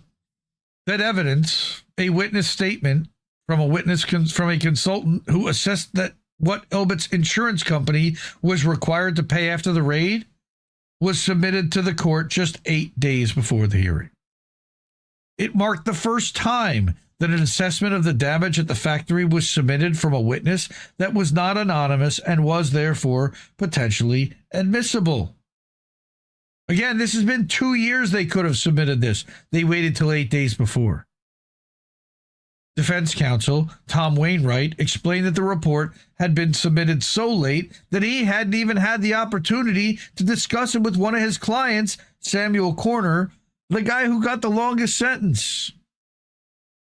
It would be wholly wrong and unfair for my lord to allow the prosecution to rely on this highly contentious evidence for sentencing purposes and admitted for the purposes of determining the value of the damage caused. Oh, and we know that lead defense counsel Rajiv Menon, he's been targeted too. Judge Johnson nonetheless accepted the evidence as admissible, but said he would only use it to form a narrow view of the damage incurred at the factory. Narrow enough to deem it terrorism.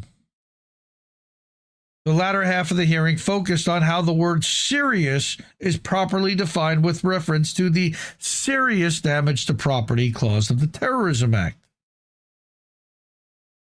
Defense lawyers argued that the term serious was intended by Parliament to imply something sinister, such as causing excessive fear or harm towards persons. Their lawyer also raised concerns that there's a pattern of courts finding terrorism connection in cases involving minorities or those supporting them, but of course, not with white supremacists. Because domestic terrorism doesn't exist, right? Neither Thomas Mayer, the neo-Nazi murderer of British MP Joe Cox, nor Thomas McKenna, who was procuring firearms to provoke a race war, were given criminal convictions with a terrorism connection. So apparently, stockpiling weapons in preparation for a race war against Muslims and immigrants doesn't amount to an act of terrorism, he declared to the court. I'm sure they love that. The judge's ruling was made with reference to the statutory definitions of terrorism in the Terrorism Act. They also made reference to something that people were up in arms about, and I think they'll get to this. They include causing serious damage to property for political reasons with the aim of influencing a government, international organization, or sector of the public. He found that serious damage to property was caused to Elbit's factory in Bristol. But that's not for the UK. That's for Israel. This damage extended to very many individual items of advanced technological equipment, as well as to the fabric of the building. Oh my God, would somebody think about the building? He added that the evidence provided late to the court shows more than £1 million paid out by insurers. That's why they pay insurance. It was necessary to determine precise economic value of damage, as he was sure it amounted to serious damage. He continued, what's the UK's military budget again? I mean, Israel's military budget, since this is a UK weapons factory that also supplies weaponry to Israel, it's going to have dual funding, no? And what's Elbit Systems' profit margin annually? I think they might be able to afford the insurance cost here, even if they had to eat the £1.2 million for the inconvenience of providing weapons that murder Palestinians. Johnson further ruled that the protest action was not designed to influence the Israeli government. No, it was intended to influence the UK government, as well as a sector of the public defined as employees of and companies linked to Elbit Systems. There was a strategy of carrying out actions against Elbit and businesses linked to it in order to intimidate it into ceasing operations or cause the government to prevent it from operating, Johnson said. The douchebag judge, bought off by Israel. These guys are cucks. He was also sure that the action was for the purpose of advancing a political or ideological cause in line with the defendant's beliefs surrounding Israel and Palestine. Well, I can't necessarily argue with that. Again, you're trying to get into their head to determine what their intent was. Couldn't you have just asked them? In concluding his verdict, he said, I'm sure each of the defendants' offenses involved serious damage to property was designed to influence the UK government and to intimidate a section of the public. It wasn't to intimidate them. They weren't the ones being threatened with damage, and it was for the purpose of advancing a political cause. Okay, again, damaging equipment is not terrorism. Okay, so here we have the major concerns. The ruling comes amid major concerns surrounding the weaponization of terrorism laws against pro-Palestine activists. One of the UK's leading human rights lawyers, Michael Mansfield, said before the hearing that sentencing protesters as terrorists would be a constitutional threat. You can see that they didn't give a shit about that. Mansfield was among a group of 50 lawyers and legal experts to write an open letter which stated, quote, it's particularly insidious for the obvious reason that they weren't allowed to explain their motivation to a jury that was denied them. And yet the state says, we're actually going to elevate what the offenses are when a jury might not well have convicted had they known they were going to be treated as terrorists. The letter continued, the fundamental principle is that you should not be convicted on any statutory offense for which you have not yet been charged. It's Kafkaesque. And that's the next tweet I'm going to bring. Former Labor Shadow Chancellor John McDonnell also signed a letter condemning this unjust and cruel use of terrorism laws in advance of the hearing. Defense lawyers, of course, are expected to appeal this decision, but we know how the High Court's likely going to rule. And this is, we brought Banksy, and I know people feel a way about Banksy. I got a lot of criticism because I know he's controlled, the actor or the organization is now controlled opposition and supported COVID and was invited into certain places and would never be allowed to operate without police and without government approval. But just a reminder that a fundamental principle that's being lost here is that if you are charged with terrorism, you can defend yourself by explaining why you're not a terrorist, except that the Filton Four were never charged or found guilty of terrorism. But the judge sentenced them as terrorists and now has denied them of that right to defend themselves. And why are they doing this? Why are they bending themselves, twisting themselves in pretzels to change the definition and to ignore their own laws for Israel? Not even for their own, it's their own guilt in participating in genocide, but it's because they are contributing to Israel's genocide and doing mental gymnastics to avoid implicating lawmakers and others in the country, like weapons manufacturers, from supporting such a thing, because all of them should be in prison for this, and they know it. Now, I just read an article about it, but I wanted to bring, there's a 5-minute video from Indie Media Award honoree Double Down News. Now, Double Down started doing a weekly show on Wednesday night, a weekly magazine show. I think it actually comes out in the morning. So subscribe to this incredible channel. Again, 5 minutes. So let's watch this 5 minutes, and then I'll be back here. The sentencing of 4 young Palestine Action volunteers to a combined total of 26 years and 4 months in prison is a national disgrace that brings shame on both the British state and the judiciary, compounded by the decision 3 days later to uphold the prescription of Palestine Action. The Filton Four were convicted for criminal damage and, in one case, for grievous bodily harm without intent during a raid on a factory at Filton near Bristol belonging to Elbit, Israel's largest arms manufacturer. But they were sentenced as terrorists. The jury was not informed that this would happen. Judge Jeremy Johnson also ruled that the defendants could not tell the jury why they had carried out the action, and he barred barristers from reminding the jury of their ancient right to reach a decision based on their own conscience. While the trial was ongoing, the media was not allowed to report these restrictions.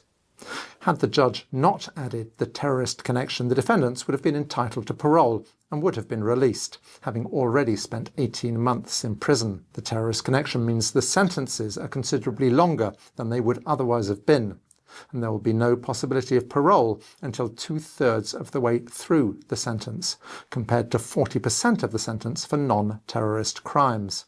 If, as is likely, the Filton Four continue to maintain they were right to sabotage the Elbit factory, it's highly probable they will have to serve their time in full. As convicted terrorists for decades after their release, they will be subject to extremely intrusive restrictions.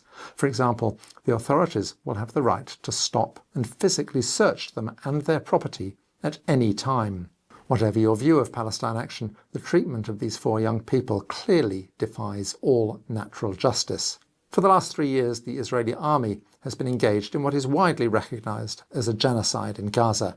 They've maimed, mutilated and murdered many, many tens of thousands of children. That Israel's largest arms manufacturer continues to operate freely in Great Britain is an indelible stain on our national reputation and should haunt Keir Starmer and his 2 Home Secretaries, Yvette Cooper and Shabana Mahmood, to the end of their days. Instead, it is 4 young people who sought to sabotage the machinery of death, who must languish in prison for years as terrorists. It's been clear from the first that the treatment of the 25 people arrested for the Filton raid was intended to create a justification for the banning of Palestine Action as a terrorist organisation. To that end, the judicial process has been manipulated and distorted at every turn. The decision to uphold the prescription of Palestine Action suggests it has served its purpose. In theory, the judiciary in the UK is entirely independent of the government, but the process of judicial appointments is notoriously lacking in transparency, and certainly in Jeremy Johnson, the government could scarcely have hoped for a more compliant judge. Would you each stand up, please? The use of terror legislation enables the government to bypass fundamental civil liberties that date back to Magna Carta. In introducing the current Terrorism Act in 1999, the then Home Secretary Jack Straw assured Parliament that it would be applied only to those guilty of serious, premeditated violence that aimed to create a climate of extreme fear. The actions of the Filton Four clearly do not fit this description. Straw went on, "We will have handed the terrorists the victory that they seek if, in combating their threats and violence, we descend to their level and undermine the essential freedoms and rule of law that are the bedrock of our democracy." That is precisely what has now happened. The Filton Four will appeal their sentences. It'll give the British judiciary, if not the British government, a chance to redeem itself. The sentences last Friday were listened to in stunned silence in the courtroom. As the defendants were led down to the cells, 30-year-old Leona Cameo, sentenced to 6 years, turned and said quietly, "To hear the birds sing, the drones must be silenced." The public gallery erupted in cheers and applause. A furious Judge Johnson ordered it to be cleared. Here at Double Down Newswatch, we depend on you. We have no billionaire owners or sugar daddies. It's that which enables us to be fearless and independent in our coverage. Sound familiar? That's why we like these guys. Thanks, Richard Sanders. Good stuff. Okay. Now I remember this lady. She's also with Declassified, or she went undercover for Declassified. And she actually went to, had a meeting with somebody that was trying to sell illegal occupation settlements and recruit UK youth to relocate and to migrate to Israel and to settle in the West Bank. So here she is, and I want you to hear what she has to say about this. This is a story about... By the time you see this, we will be protesting outside of a synagogue where the great Israeli real estate event... About another Israeli real estate sale. This time in London, where they're selling off Gaza land and they're selling off occupied territory. ...is taking place, selling stolen Palestinian land and encouraging British Jews to move to illegal settlements. Last year, we went undercover to expose organizations which facilitate the sale of land in illegal settlements. This is a war crime under international law. These events attempt to shield themselves from protest by holding their sales at a synagogue. As anti-Zionist Jews, we reject the idea that our safety lies in the seizure of Palestinian lands and the destruction of Palestinian life. We reject the use of our synagogues, faith and culture as a justification for these war crimes and the ongoing genocide. We are here to fight against the false narrative that dangerously conflates Judaism with Zionism and seeks to weaponize anti-Semitism to suppress peaceful protests. We refuse for these events to be done in our name for our supposed safety, while the lives of Palestinians are at stake. Reject Zionism, reject the sale of stolen Palestinian lands, and free Palestine. By the time you see this... Hell yeah. That lady is courageous as hell. You can go back and watch, we watched her video with Declassified UK, the undercover investigation. We covered that on this show back at the end of last year. On top of that, at this event, somebody got infiltrated, and protested and pulled a Jose Vega style protest. Yeah, bless you, sister is right, Natalie. Yeah, we need a lot more people like her that are willing to do that.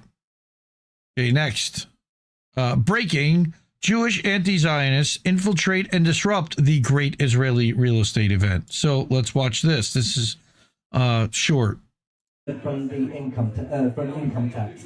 This event sells property in illegally occupied stolen Palestinian land. They come and field and they seize them and houses and they take them. Have you not read? Nothing's done. Have you not read that? This is an illegal event. Sanctions now. Sanctions Assad. The kibush לא חוקי. Sanctions Assad. Sanctions now. The kibush לא חוקי. Go back to your mental asylum. Come on. Get out of here. The kibush לא חוקי. The kibush לא חוקי. לא תגזול. לא קראתם. לא תגזול. They come and build and they seize them and houses and they take them. לא קראתם. לא תגזול. זה לא חוקי.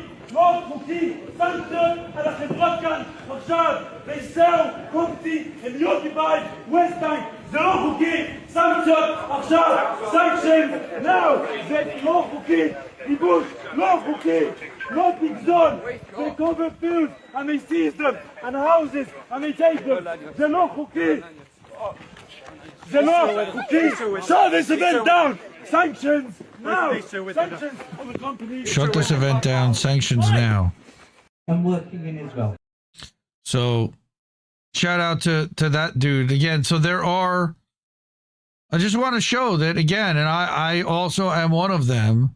There are, and I know people know this, there are, again, anti-Zionism is not anti-Semitism. There are anti-Zionist Jews everywhere that are horrified by what we are seeing, horrified by the fact that Israel is claiming to do this in our name when it's not in our name, then trying to use that as justification that we're not safe where we are, so we need to go where they are, where they're going to terrorize us anyway.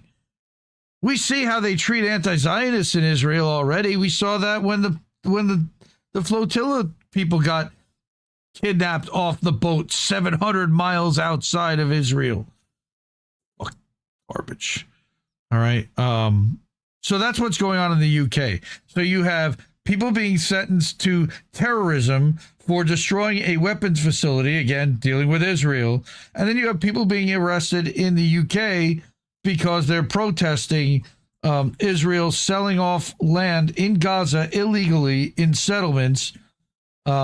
These people should be arrested. They're doing it within a synagogue and manipulating religion on top of it, using religion as the justification, which makes it doubly gross and a crime because they're probably also exploiting charitable rules to do so. Because you know that, temples pay no taxes in the UK just like they don't pay here.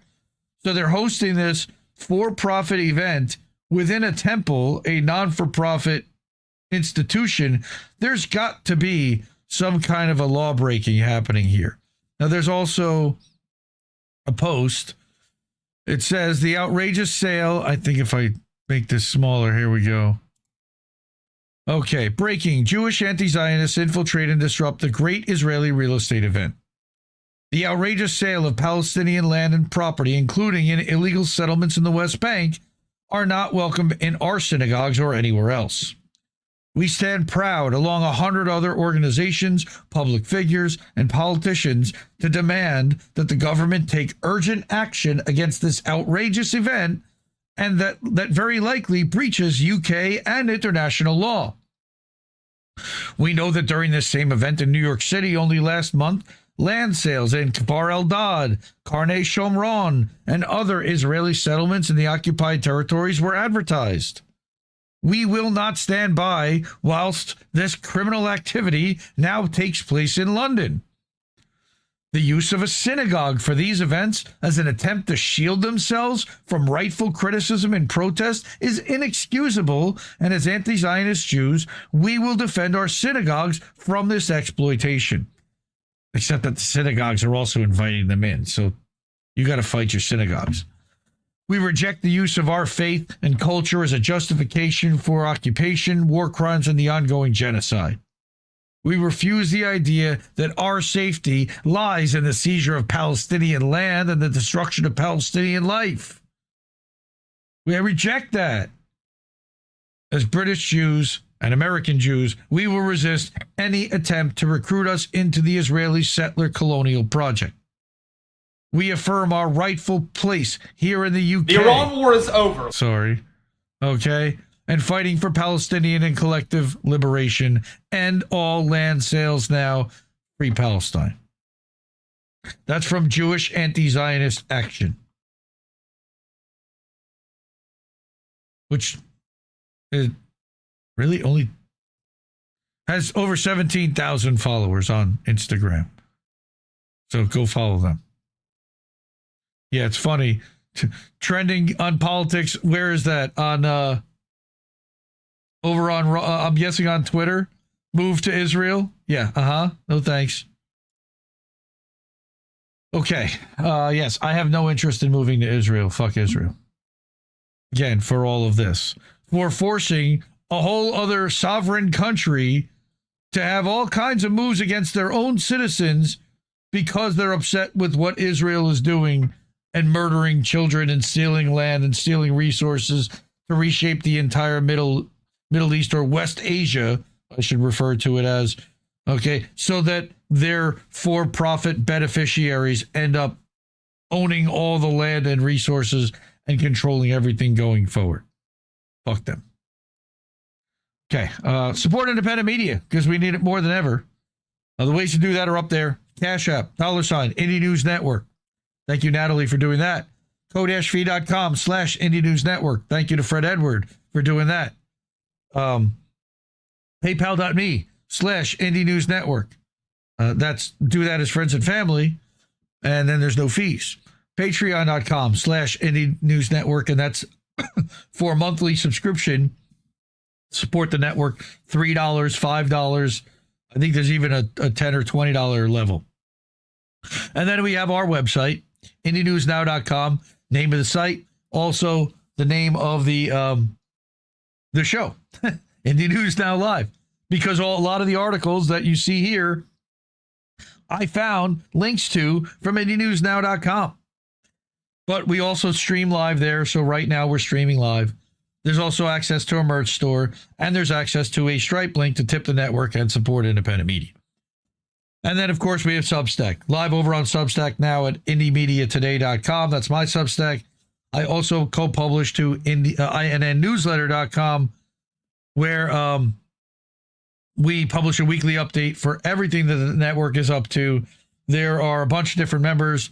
We'll also include Angel Rivera's shows, and we'll include INN News. We include all the AM Wake Up simulcasts and co-streams that we do Monday through Friday. The wrestling shows, boats smashing into other boats. That's some people's favorite shows. All the clips that go out so that you can see all those in one central place and get links to all of them. That's on Friday afternoons. I put that out. And then, again, IndieMediaToday.com. We're live there now. Hi, everybody everybody watching over there right now. Okay. I've got a lightning round, and then we'll do the GoFundMes, and we'll get out of here. So let's look at our lightning round thumbnail, and this gives you a good summary. You did see one of them in the title for the show, but we're talking about ending corporate influence. I think Kit actually might have mentioned this morning. Thank you, Catherine, as well. Thanks for being here. Control your news feed. That's a Caitlin Johnstone article I want to read. CJ Hopkins, Kafka-esque sentencing that happened now. Crazy. I just want to read a paragraph or two from that. And then mention that our co-founder, one of our co-founders, The Dissident, wrote an article about Bari Weiss potentially now taking over as head of CNN as well if this Time Warner deal merger goes through, which appears it's going to. So let's get to it. First, Other Words is another independent publication I like. Sonali Kolhatkar wrote this article that I found really inspiring about how it's possible to end corporate influence in politics. I'm not going to read through the whole article, but they talk about a decision in Hawaii that has basically rendered Citizens United negligible. All right. Now, the fact that it comes from the Center for American Progress lends me to be highly skeptical to begin with, because we know who's on that board: Antony Blinken, Neera Tanden, etc. But the novel approach, all right, is that the state of Hawaii passed its first-of-a-kind law redefining corporations as entities that aren't allowed to spend money in elections anywhere within the state. The effort could kick off a powerful state-by-state pushback that succeeds where federal efforts failed. Montana's already trying to do this. Now, I don't know if what this means about an out-of-state corporation doing an ad buy for airtime in their state. I don't know. But that's a corporation, an entity not allowed to spend money in elections anywhere within the state. So I guess that would mean on TV as well. So that's pretty interesting. Supreme Court has consistently said states' rights, power to define corporations is a state law, right? So now they're going to use, it doesn't overturn Citizens United. It makes it meaningless within their own borders. So that's interesting and inspirational, because maybe, just maybe, we can figure out how to get our elections back. But of course, we then have to fix the voting machines, which are of course owned by two corporations and certified by two even more shady corporations. Yeah, I know. Good luck. Ain't no domino effect happen. I'm with you, but at least it's a glimmer. It's an idea. It's somebody coming up with a solution. But it's a long road to hoe. I totally agree. All right, but go check this out again. I'll link all these in the Substack that has all the links for the show afterwards. So next, Caitlin Johnstone, Indie Media Award honoree, adore her. Oh, I'm sorry. I went to the wrong screen. Hit the wrong button. Now, this is really important. And I've talked about this before. I've talked about this with Reef, who wrote an article about this. But she gives you step-by-step instructions, specifically on Twitter, of how to create a custom news feed free from algorithm manipulation. And she does it using something called lists. All right. Today, the Twitter algorithm served me up a bunch of Zionist tweets from accounts I've never followed right at the top of my For You feed, which you never should look at. You should only look at your following. Elon and company decided on my behalf that this is the kind of information I need to be consuming, so they've taken it upon themselves to shove it down my throat without my permission. Right? And she's putting up examples of some of those tweets. As Silicon Valley algorithm manipulation gets more and more aggressive in force-feeding us the official narrative of the day, we have to get a bit clever in making sure we see the information our rulers don't want us to see. Caitlin likes to use Twitter lists for this because, for all its flaws, Twitter is still where the journalists hang out and remains a great place for staying on top of the news if you can figure out how to cut through all the bullshit. Totally agree.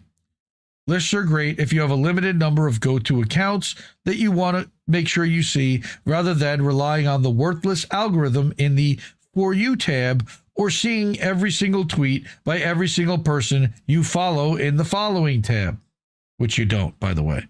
They only show you about 10% of everybody's tweets. You can create your own list and fill it up with all the reporters, analysts, and commentators you enjoy, and it will show you their posts in chronological order. By the way, I have a couple of these lists available for you to subscribe to and to add to your lists, which you can also do. She teaches you step-by-step how to make one. Go to menu, go to lists, hit the new list option in the top corner, and then start adding accounts that you want to follow and that you want to be included. Make it private if the list is for your own personal use, or if you don't want people to be notified when you add them, then click next. Search for the accounts you want to add, like she added Indie Media Award honoree antiwar.com, because she's a big supporter of anti-war, as are we. I became a paid subscriber, by the way, paid supporter of anti-war this month, finally. I ended. Long overdue. Now you can add accounts to your list by going to their Twitter page and adding add or remove from list. By the way, you can do this on Blue Sky, and you can do this on Mastodon, and I believe you can do this on Upscrolled as well. They all have list functionality. And you're done. Here's somebody on how to create lists. Okay, in case anyone finds it useful, here's a link to a public Twitter list I made full of accounts that I found helpful for staying on top of current events. And guess what? Underneath here, you will find my comment somewhere, if I load it up. And in that comment is a link to the list that I created. Where is it? Because I want to put it in chat for everyone. By the way, this is Martin, who was our newest supporter this week. Thank you so much, Martin. Question more 56. Appreciate that. Diana asked where else you can do this. Blue Sky. But here's a Blue Sky list that I created. So that's on Blue Sky. But further down, Joe Waller. There's Joe Waller, friend of the show. Here it is. I love this so much. Here's a great list I curated of independent media sources. These are all Indie Media Award honorees and their outlets and their journalists. And yes, of course, Caitlin Johnstone is on there. So here is a copy of that Twitter list if you want to follow it. So I would click right there. It will take me to that list, and then you'll be able to click it right there and follow it. And what will happen is when you go to your news feed, to your notifications, you can actually add a list to and pin it. Oh, I'm sorry. That's what I did not do. So I can actually pin this somewhere. I can pin this to my feed, and that way it shows up when I go to my notifications, and I can see, maybe it's at my home screen. Here it is. You go home, and I go to my Indie Media Awards feed, and these are only posts by Indie Media Award honorees, retweets or tweets, like Nico House, Duopoly Destroyer, okay, or like Independent Review, who retweeted Jason Bassler, or Dave DeCamp from Anti-War. Okay, again, Nico House. So again, you can subscribe to this list yourself, follow it, and then instead of going to any of these other ones, you go right here and you get news only, without the crap, without the crypto bots, without the porn bots, without the rage bait, without the pro-Israel tweets. I know, Natalie, you're not on Twitter. I understand. Not everyone's going to be able to do this. But for the people who are, this is how you do it. So thank you, Caitlin, for sharing that. Really appreciate and love you for that. The other thing is CJ Hopkins. All right, we'll get to CJ in a second. This is a longer article by the dissident who we've covered, who has been talking about Bari Weiss for a long time. I remember covering about a year or two ago, Bari Weiss is a Netanyahu toady, which is a play on words from her calling Tulsi Gabbard an Assad toady a long time ago. Well, now Gabbard is the outgoing DNI and Assad is on the run in exile. But that is largely due to Bari Weiss's Zionist influence. So, Bari Weiss being installed in CNN is part of Israel's information war on America. And that is what the point of this article, and now dissident's calling himself Justin KP, now that he's been on Lee Camp's show. Congrats again. You can go watch him on Lee Camp's show. He linked to that here on his Substack at the307.substack.com. All right.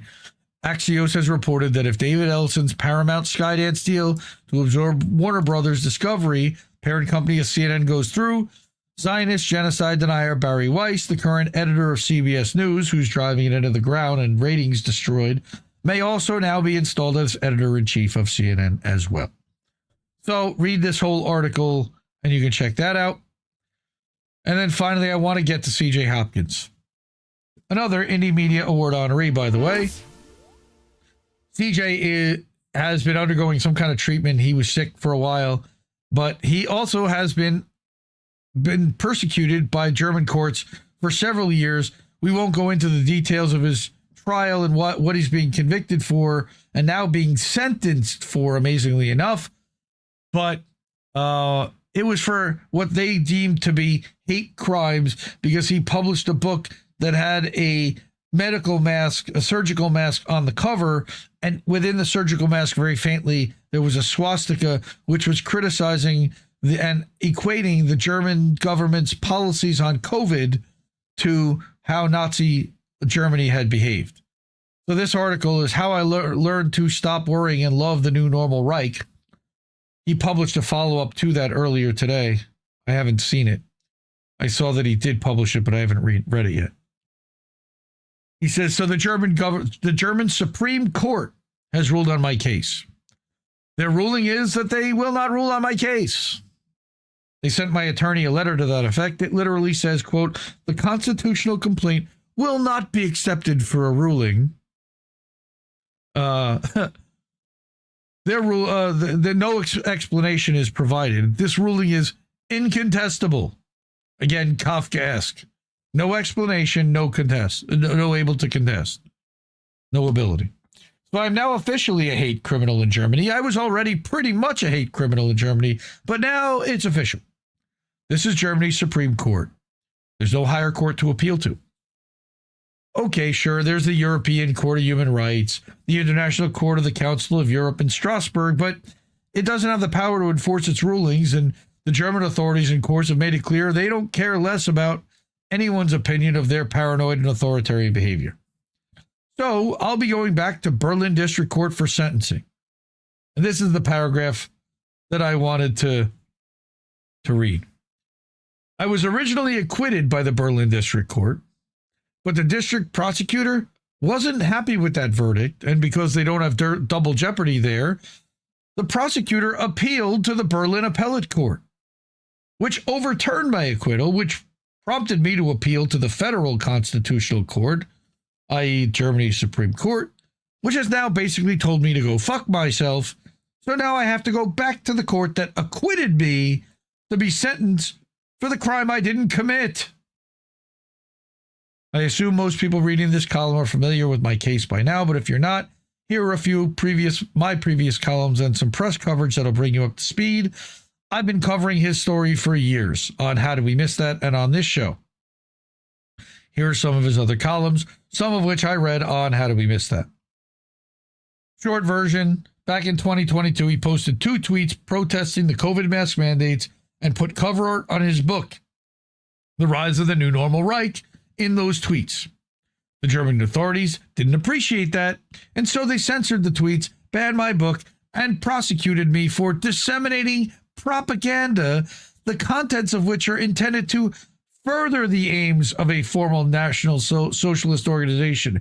They're literally accusing him of promoting Nazism, and that's what they've now convicted him and are going to sentence him for.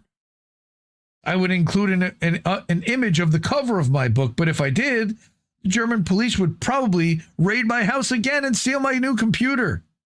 However, here's the cover of an issue of Der Spiegel that they didn't have a problem with. My book cover art is more or less exactly like that, except the swastika on my book is behind a medical-looking mask instead of a German flag as on the Spiegel cover.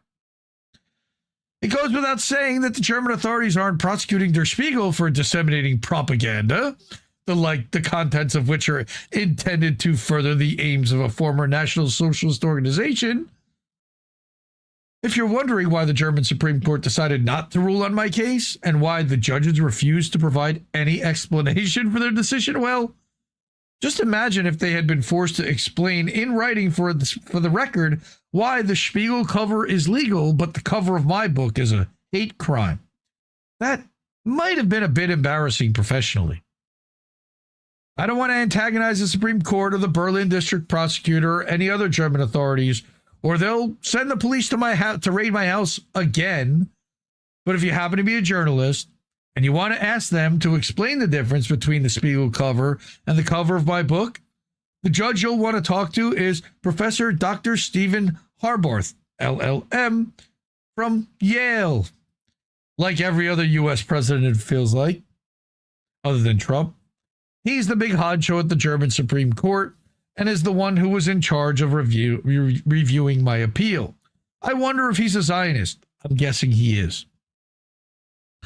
And if you could ask Stephen about my second appeal, or constitutional complaint, as they call it here in Germany, that would be super. That one is regarding the police raid of my home and the confiscation of my computer and the German authorities' attempt to force me to stop distributing my book worldwide. As I noted, they already banned it in Germany. That appeal or complaint is still pending at the Supreme Court. I'm certain after he reads this column, tongue planted firmly in cheek, the professor will make sure that it receives proper consideration according to the German Constitution and the rule of law and basic democratic principles, right? Which the Federal Republic of Germany holds in the highest regard. Oh, and if you live in Germany and want to read more about my prosecution and other adventures in the New Normal Authorities, you can buy his book, Fear and Loathing in the New Normal Reich, which was published by Skyhorse Publishing last year. The Germans haven't banned that one yet. I'm imagining they'll get to it eventually. So that was 6 days ago. Free CJ Hopkins. Free CJ Hopkins. Again, now going to be sentenced. I believe he'll have to spend like 60 days in prison for publishing a book. Dystopian, Kafkaesque, and disgraceful. All right, everyone. That was the lightning round. Okay. Support independent media because we need it more than ever. Those people already have, and I appreciate every single one of them up there. I look at that graphic every day. I'm thankful that I got to add some new names this week. Kimberly and Martin and John, thank you at the end of the list. Cash App, $ Indie News Network. Code-v.com/Indie News Network. PayPal.me/Indie News Network. Patreon.com/Indie News Network. You can tip over at IndieNewsNow.com with the Keep the News Free section. And then over at Substack, IndieMediaToday.com and or INNNewsletter.com. Subscribe to both. You don't have to be a paid subscriber to both, but subscribe to both. There's different content in each one. And paid subscribe to one. $45 a year annually at Indie Media Today. $8 a month, or I think $80 or $100 a year at INN Newsletter. Okay. So I want to get to the GoFundMes, and then we can head home or head back to wherever we go back to. Neilio Nostrum, what's up, Mikhail?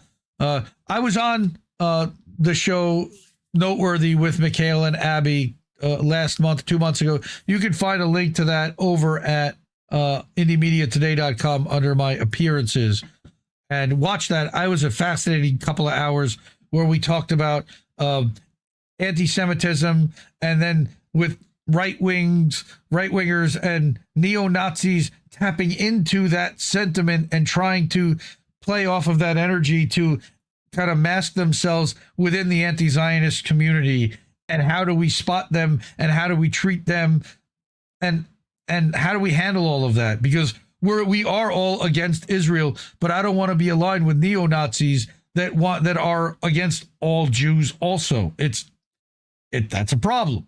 So I did want to again get to all of the GoFundMes. Is this secular talk? Joe Blank, good to see you, sir. Good, my friend. No, we are not. I don't dye my hair. I did not marry Crystal Ball. I do not subscribe to corporate media, and I don't simp for Democrats. So no, this is not secular talk. This is fuck secular talk. That's what this is. Okay. Now, I did want to get to our GoFundMe segment here. Let's make that a little bigger. I noticed that can be blown up. So this is going to be the thumbnail for the clip for the segment. Go find this over at INN Newsletter and at Indie Media Today. It'll probably be published next Monday. That's my guess. And we'll go through each one of these GoFundMes and give you a slight update where we can. So first, I talked about the last couple of weeks, Words of Will, a friend of the show, friend of the network. He's been around since we all kind of got together in 2020, 2021 through a lot of these Twitter threads. It's how I met Angel and how I met Alex Knight and how I met and got close with a lot of the people that I'm still tight with to this day.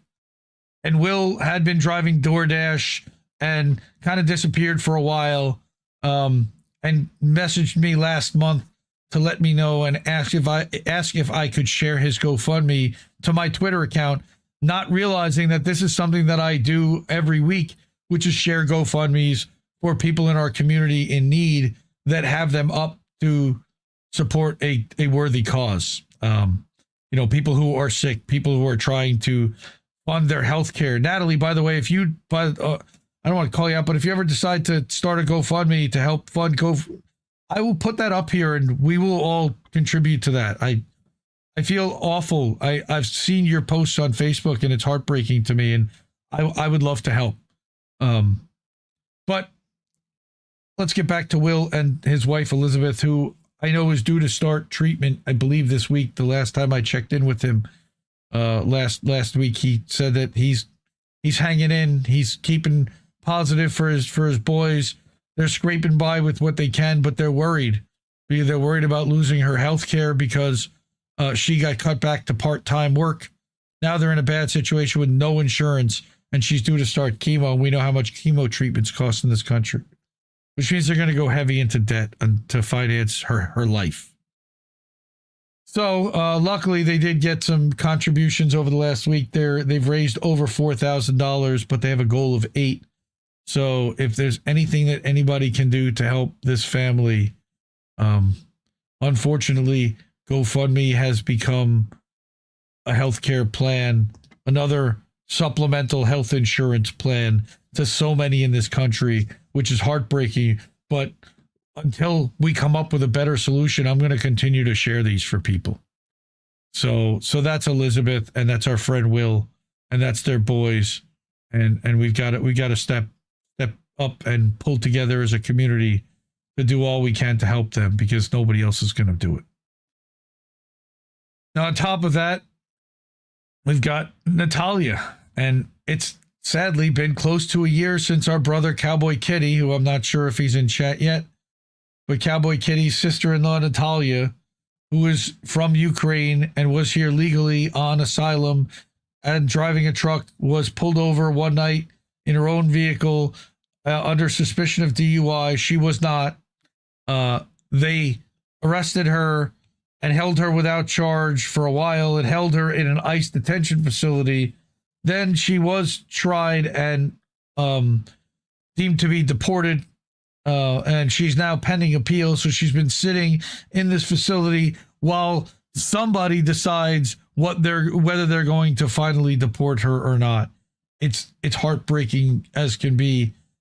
Shout out to Cowboy Kitty again for being an advocate on her behalf, because so few even have any advocates at all who are allowed that have any kind of a platform or this level of support.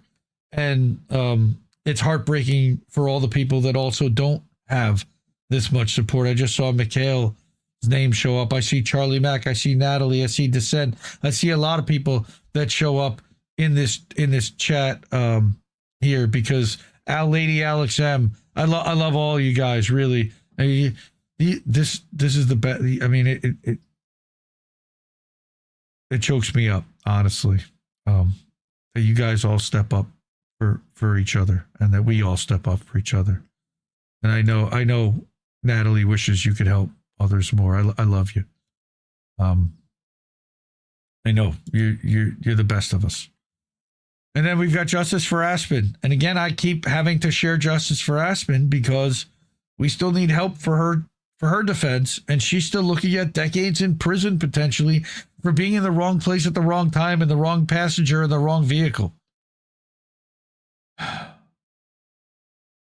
Dabby Dabs, it's okay. Anywhere you could share the stream and tell more people about INN and share a link, or I'll send you some merch. Send me an address. I'll send you a sticker that you can put up with the link somewhere so that more people see it and learn about the channel. I appreciate that. Mikhail, I need to go to get a job. Good luck, and I'll share my resources with you on finding a job. So Aspen's mom, Halo, and Aspen were Assange activists, very active in Oklahoma for Assange with our brother Chase Miller. And Halo reached out to me more than a year ago now to tell me that Aspen went to a music festival in Ohio or in Florida. On the way back, the RV that she was riding in was stopped in Georgia. The state trooper pulled them over and searched the vehicle and found that the driver who she went with had planted and hidden mass quantities of drugs in the vehicle, and she and the driver were arrested and charged with trafficking. She's now facing, she spent 2 weeks in jail there. She had a horrible experience. Dissent in Bloom wrote a beautiful article explaining a lot of what she went through and why it's problematic and why she should not have to spend and could not likely survive spending decades in prison in Georgia or federally. I did a one-on-one with Halo and Aspen as well. We did a fundraiser live stream where Dissent came on as well. I did a conversation with them. Then Jesse Jett performed some of Aspen's favorite songs as well. It was an inspiring night. We're going to need to do that again soon, I think. I'll talk to Jesse and we'll start organizing something maybe for later this summer. But if anybody can do anything to help out our friend Aspen, here is her GoFundMe. I'll drop in the description or in the chats here, and then I'll also drop in who was it? Natalia's. I don't think I put Natalia's GoFundMe campaign in, so let's put Natalia's in, and then we will finally talk about Shanda. Everybody, get your sunflowers ready to talk about Shanda, our sister, Indie Media Award honoree, who fought cancer so valiantly but lost her fight back on April 2nd. We've created the Shanda Master Fuck Cancer collection with her Zago Brothers Indie Media Awards illustration on it and her years of being on this planet, 1974 to 2026. You can pick that up in a t-shirt. You can pick that up in a tank top or a hoodie. I did ask Ryan again about at Big Frog about making a sticker. He said, sure, no problem. I'm still looking for that sticker to show up. So I will clip this and send this over to him so that we make sure we get that into the shop. The stickers will be $12, I believe, for a pack of 2. That's what all the stickers on the INN site are. And you can actually get t-shirts, tanks, hoodies, hats, and stickers at Indie News Shop. That's at you get there by going to IndieNewsNow.com, click on the merch link, and you can get there. Shad the Master collection is right at the top.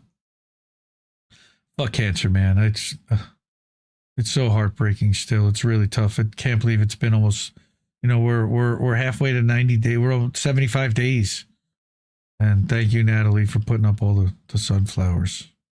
And one gator for Kit. Because Kit's with us too, of course. And Kit, love Kit. And again, reminder that Shanda was an Indie Media Award honoree for excellence in live streaming and podcasting. And Shanda's doing a show. Shanda did a show for years with her brother Oz, Beauty and the Boomer. Oz did make an announcement.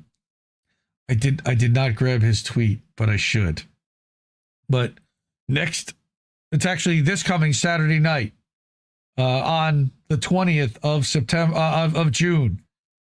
I think he has some kind of a special video out there that he's going to put out, maybe even teasing. Make one what with the sunflower, Natalie? One of these? Where do you want the sunflower? Talk to me offline. Yeah, send me a message on Facebook. I'll set something up. That's a great idea. I'd be happy to do something like that. Yeah, Dingo says he loves and misses Shanda Bear. How'd that alligator get in there? I guess it snuck in somehow because you must have been watching Hardlands at some point. That's right, Dingo. And so again, smiles and hearts and nothing but love and fond memories for our sister Shanda, and fuck cancer. All right. Okay. I think we're done for the night. Again, one more time, that's our wall of fame. Thank you for everybody who's on it. There you go. We survived. We made it. Okay. So I will see you next Tuesday. I love saying that. Support independent media because we need it more than ever. Yeah, and again, I'll see you next Tuesday, fam. Love you all. No! We just fucking lost the stream!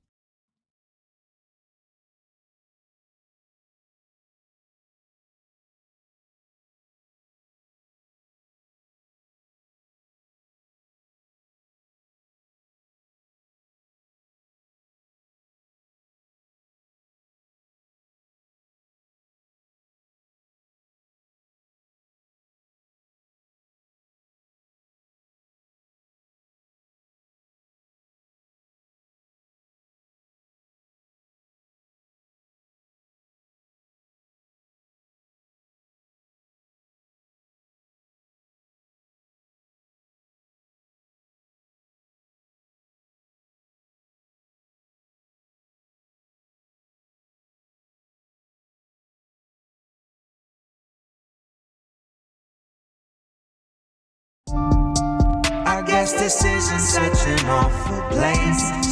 Is that what you want?